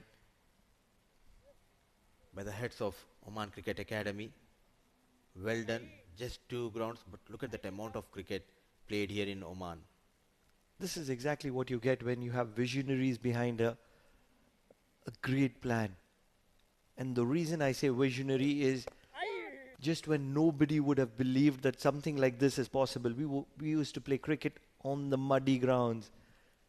And every time that we would talk about our neighboring country, UAE, we would always envy for the quality of cricket grounds available there. Whether it was the DCC, whether it was the Sharjah Stadium back in the 90s, that we saw some great cricket. And now we talk about the Oman Cricket Academy that has hosted the World Cup, which is also a test venue. It's test accredited. Although the test match didn't happen here, but they have been labelled as a test status. And we'll talk more about it in the next over. 15 overs done, 104 for the loss of 6.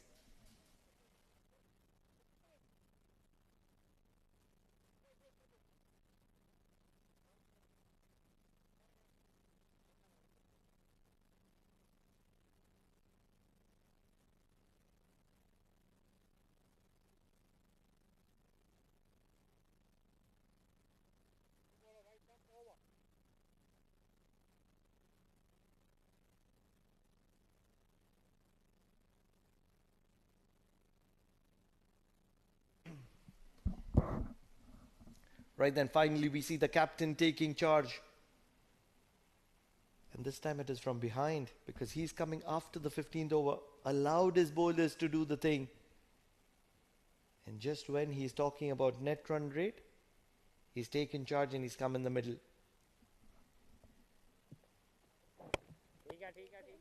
Fired it in. Will only be a single. Too long on. He's a contender. Fierce competitor. Jay Odedra. Oh, absolutely. He forced his way in the Oman national side, especially as an off-break bowler, shorter format, no life. But the way he bowled, the way he worked hard on his batting skills, it clearly shows he has that passion to work hard and make a place for himself in the national side. But I want him to bowl regularly. Though he's the captain of this side, you need to back your strength. You are playing in this side as a bowler. Yes, you are a captain, but you need to be in touch. Absolutely. He never shies away. The only reason I see him bowling a little less in this game is because he wants his bowler to get this opportunity. He would be probably practicing very hard with the national side, and that's where he would be wanting his young bowlers to have some good quality game time in the middle. And that's the only reason that I can think of.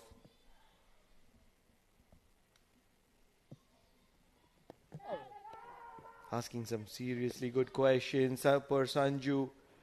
Very effective, very lethal, very dangerous. Bounces like a tiger onto the ball. If you get a replay, you would realize that how quickly he got to the ball and he released the ball. No chance for the batter to even think about a single. Pulled well towards cow corner. A brilliant effort, but just in vain. As Pasindu accumulates a boundary here. Plenty of runs needed.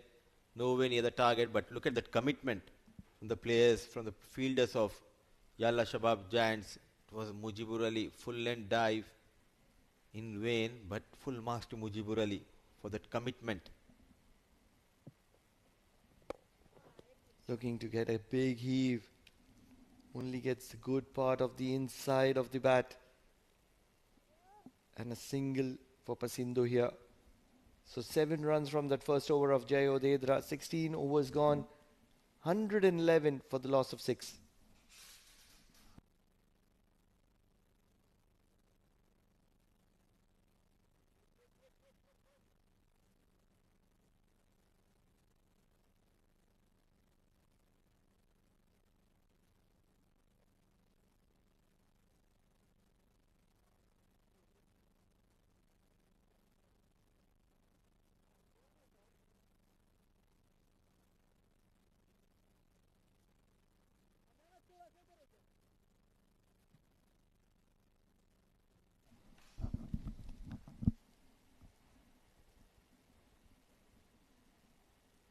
Pasindu 16 of 20. He's done a decent job considering that the wickets have fallen.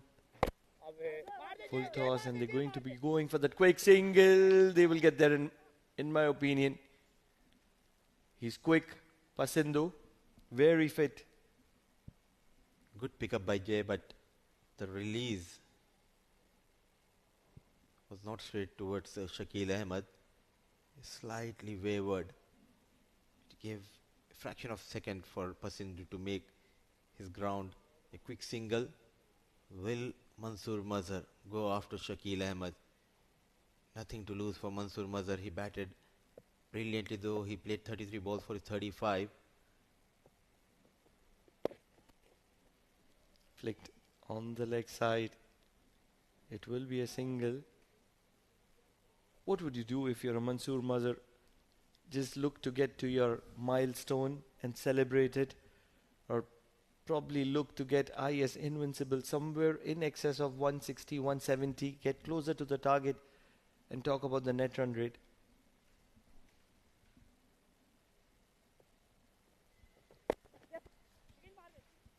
Quick single to rotate the strike. Pasindu is doing very well. Shakil Ahmed is a very busy contender. Pranav, I want Mansoor to look for his personal milestone as of now, because if he plays for his 50, automatically the IAS Invincible score will move. If he goes for a big shot, the process to get that 180, and if he loses his wicket, they'll end up around 130, 135. In my understanding, with 21 balls, 20 balls remaining in this match, If Mansoor plays 10 of them, he's going to get to his 50. But I want him to get somewhere close to 65, probably maybe 70, and take IAS probably close to 180, if not at 180. Oh, that's a straight one. But the arm ball probably sliding down the leg. Very difficult, very tricky is Shakil Ahmed. He's a national treasure. Very rarely you get to see bowler of that quality, that caliber. And talking about Shakil Ahmed, there is a story about Shakil Ahmed. Hopefully tomorrow we'll discuss when Shakil comes to play. Another half-hearted appeal. So tight spell, 25 runs, a wicket to his name, 17 gone, 115 for the loss of 6.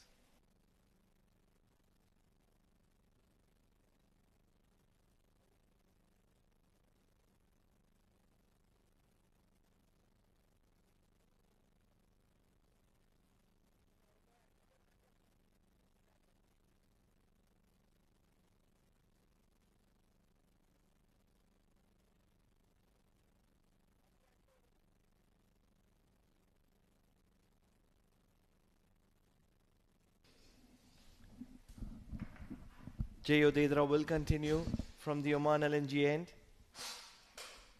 7 runs of his first over.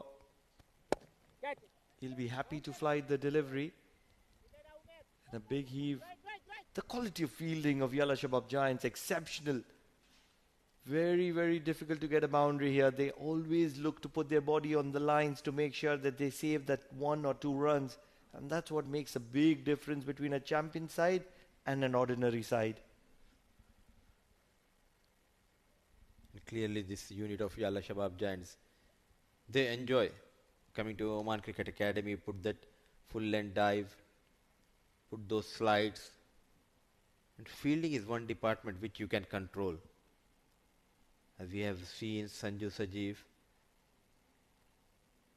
putting that full length dive and good release to create a run out chance couple of overs ago. And when you look at Yalla Shabab Giants, the fielding effort, you would see Shakil coming from the circle. Yes, he's not one of the best fielders of Yalla Shabab Giants, but he's at fine leg. But everybody else, you would see them charging in. Probably 5 yards, 10 yards inside the circle when the ball is being delivered, and they're looking to stop that single. And that's what makes them a special side. Big heave.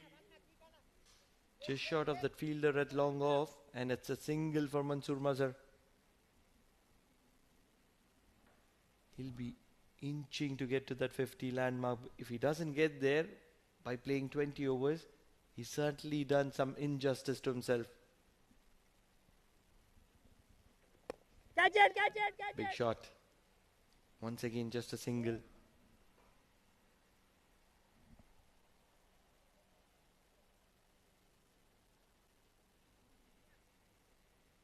It has been a long, long day here at Oman Cricket Academy. 3 back-to-back matches, and tomorrow yet again triple header. Are you ready for the triple header, Day Pranav? We're waiting and looking forward to Jammy Boy, who's going to be joining us tomorrow in the com box. Who Jammy Boy is, I'm sure a lot of people will recognize, but those who don't, just like how you left one of the points open for tomorrow to discuss about Shakil Ahmed, we're going to leave Jammy Boy for tomorrow.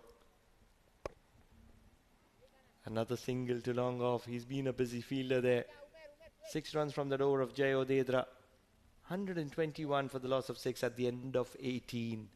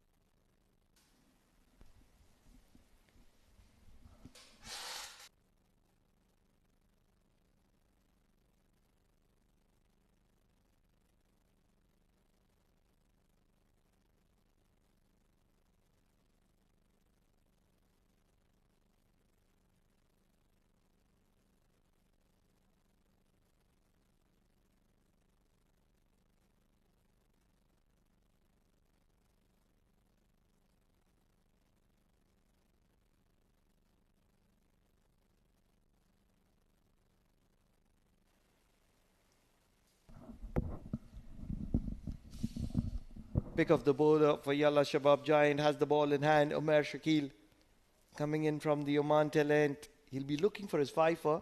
He'll have 6 balls to do that. And he'll be up against Pasinder to start off. Penultimate over. Big shot through the cover region. Mansoor Mazhar is never going to be looking for a second. He wants the strike. He wants to get to that milestone. He has 11 balls to do so. He needs 10 runs out of it. And it won't be easy against Umair Shakil. And look at those figures. 19 out of those 19. 2 maximum scored by Muzahir. It clearly shows the amount of dot deliveries he bowled. Quite impeccable. In my understanding, if Mansoor Mazhar wants to get to his 50, he needs a boundary in this over. Can he do that against Umair Shakil?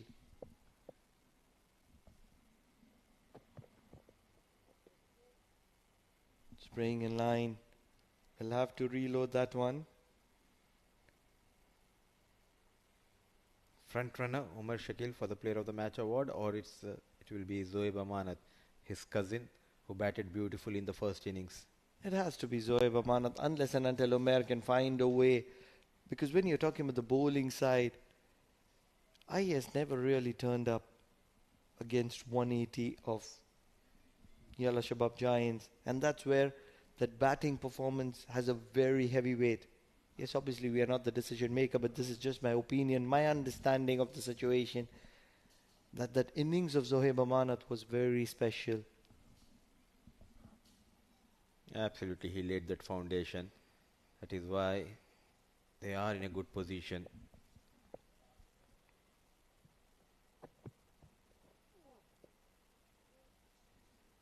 Just imagine if this score line would have been somewhere around 140.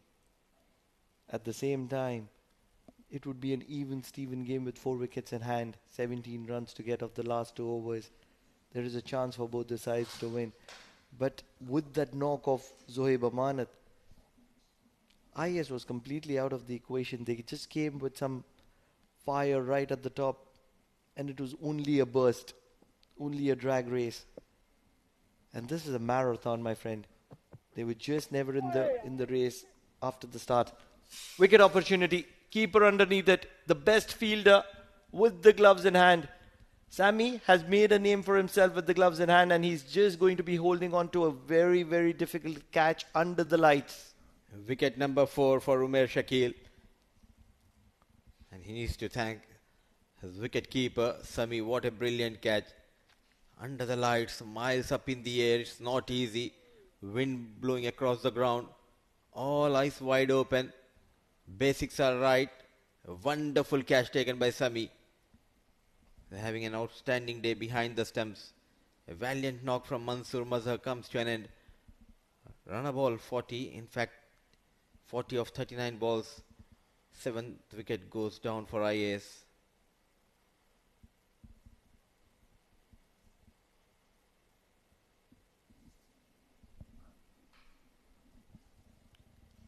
Imran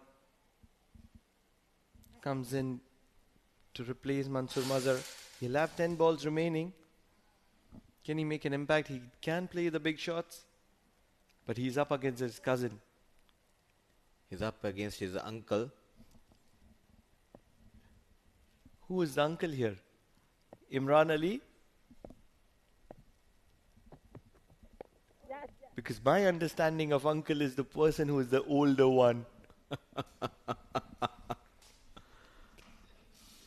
Cricket is a game where everybody tries to hide their age. I don't understand why. Because if you're good enough, you're good enough. That's the bottom line, that's baseline, but that's not really the factual fact. Rightly said. I really don't understand. You're getting those runs, when you're getting those wickets, you're able to take catches, stop those runs. Why to hide your age? Can you think of somebody who has hidden their age? Oh, there are n number of players I know. I just don't want to reveal their names. The best one. Just one. I just don't want to get into it, Pranav. Still, there are a few players who are at international level also they are playing. I They're love good players. I love the conversation of Rohit Sharma and Amit Mishra.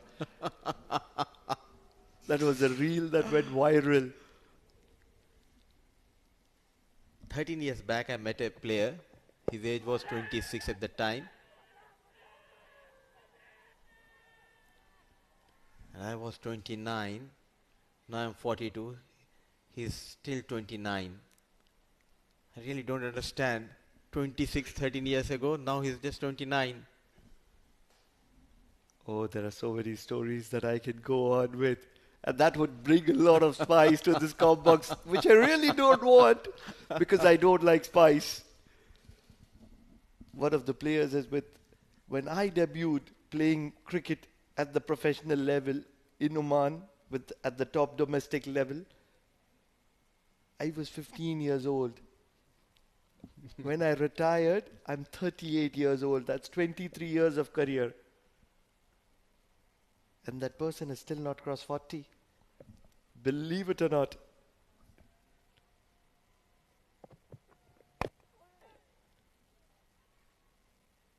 So that's the funny side of the age story. 19 overs done. It's mere formalities. A brilliant spell from Umair Shakil. 4 wickets to his name and just 23 runs in the process. 19 overs done. 126 for the loss of 7. IAS. It's mere formalities here.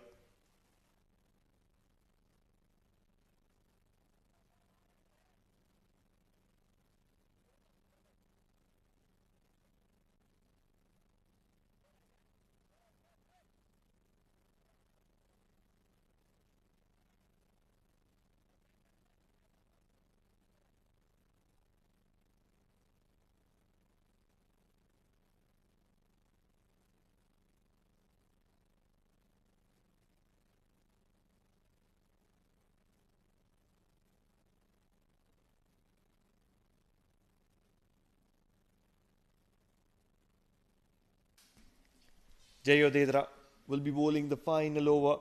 13 runs in his 2 overs. He has an opportunity to pick up a 3 for. Pasindu will be on strike. 24 of 32 runs, 32 balls. Cut well. Will be a single. Cricket is a funny game. And there is a lot of humor involved in it. Just that you need to have the eye to see it. Love the intensity with which this game is played.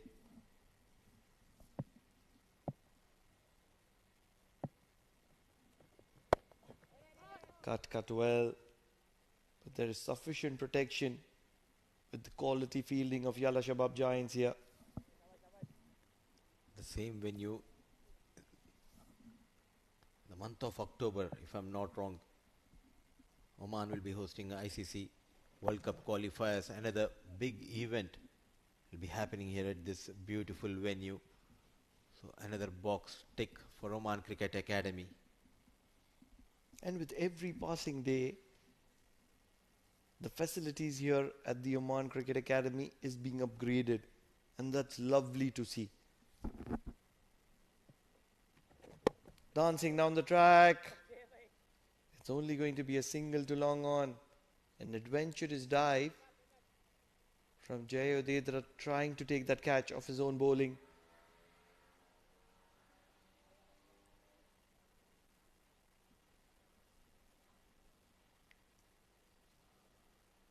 Two balls remaining. Flighted, big shot, fielder. He's only going to be a spectator. Had a very, very good opportunity there, Mujibur, but he's only ricocheted the ball over the fence.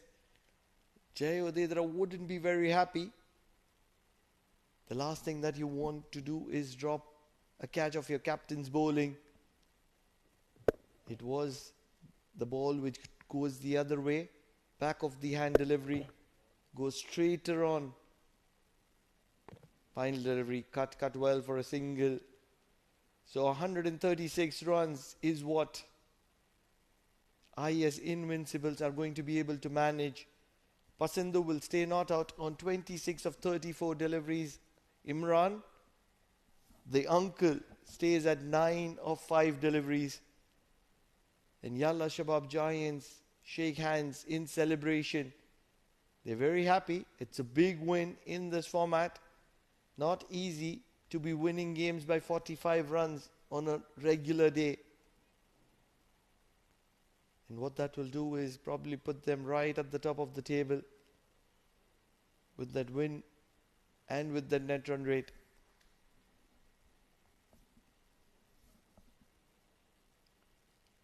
It's a game of sportsman spirit, and that's exactly what's being showcased here. Pasindu just hung in there, spent some quality time, got some runs to himself, and that'll be handy as well. But IAS Invincibles will have a lot of talking points to be covered this evening with the meeting.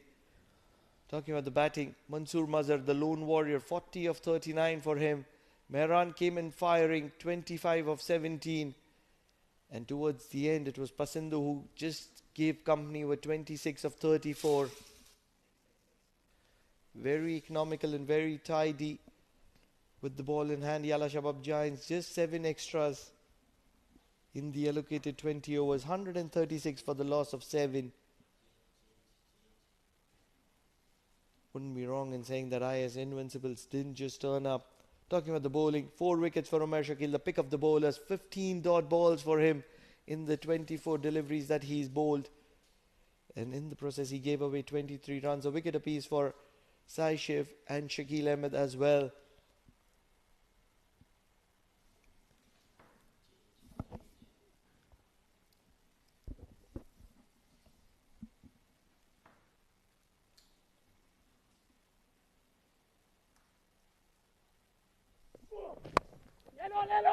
It all started with Mehran Khan coming all guns blazing.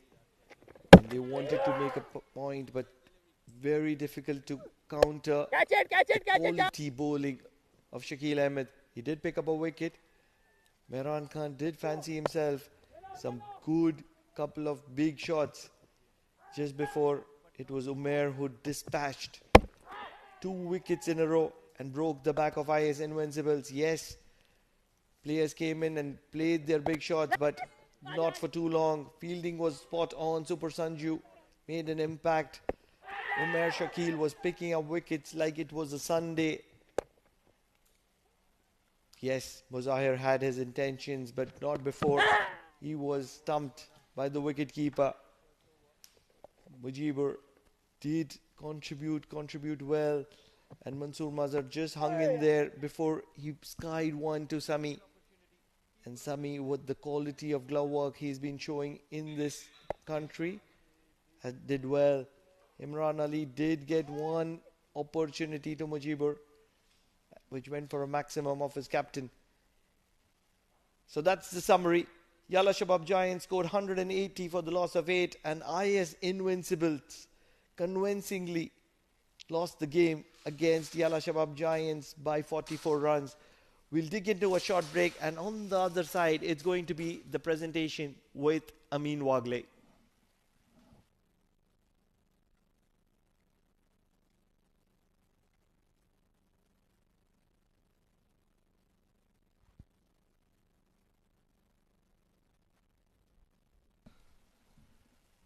So what's on schedule for tomorrow?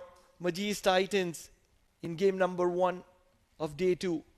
Locking horns with Muscat Thunderers.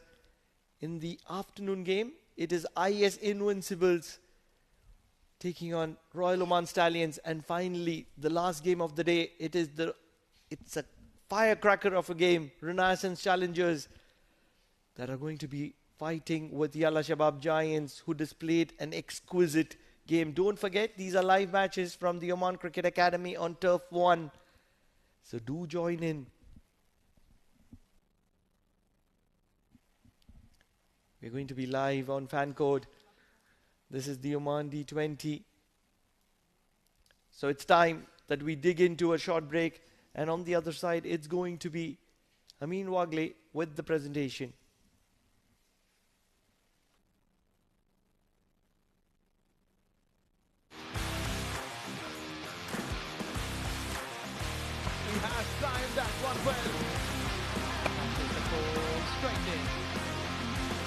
Beautiful ball. Catch the way. Yes, it is.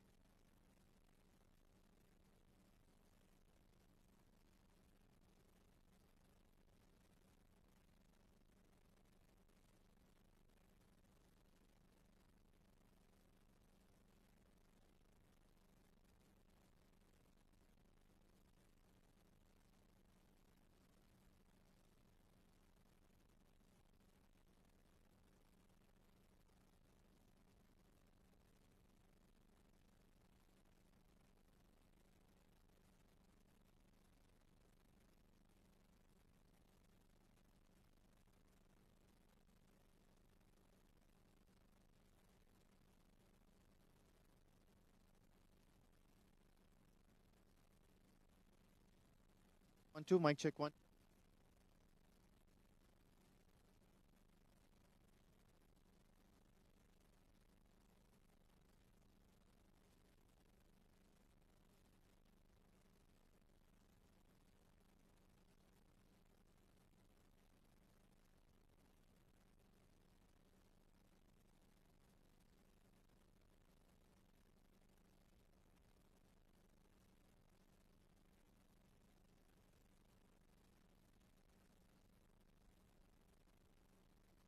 Okay.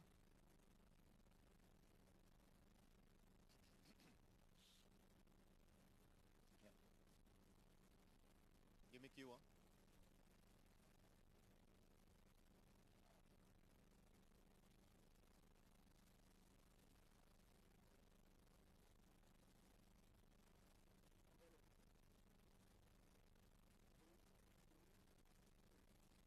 Welcome to the post-match presentation. This is Oman D20 powered by Fancode, and we've just concluded match number 3 where over 200 runs were scored.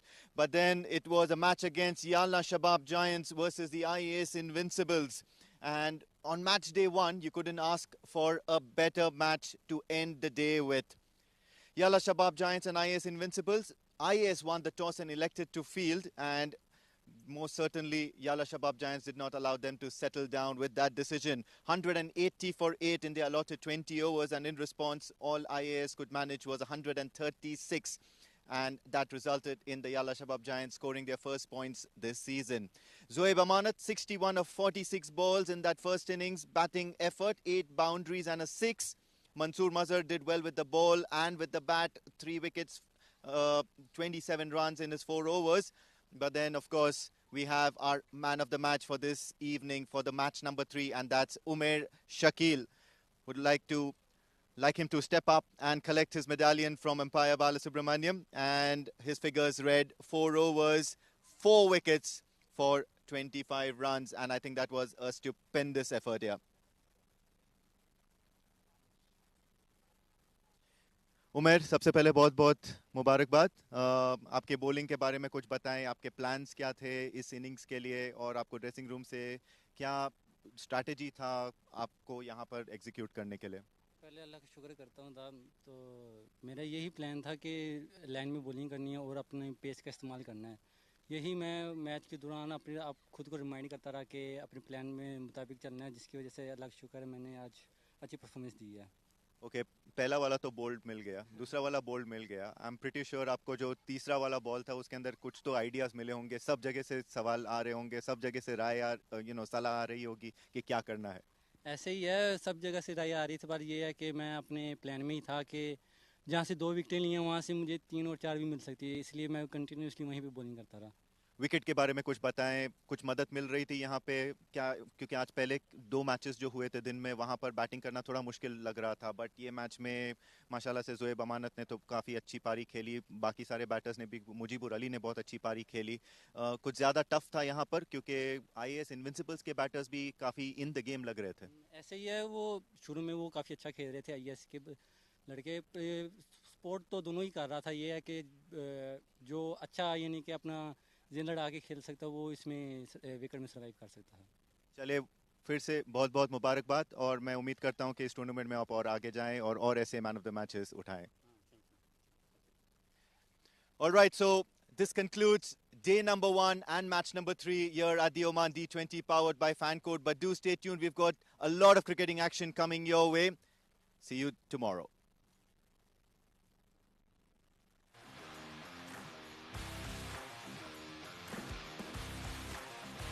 He has timed that one well. Take the ball straight in. Beautiful ball. Excellent.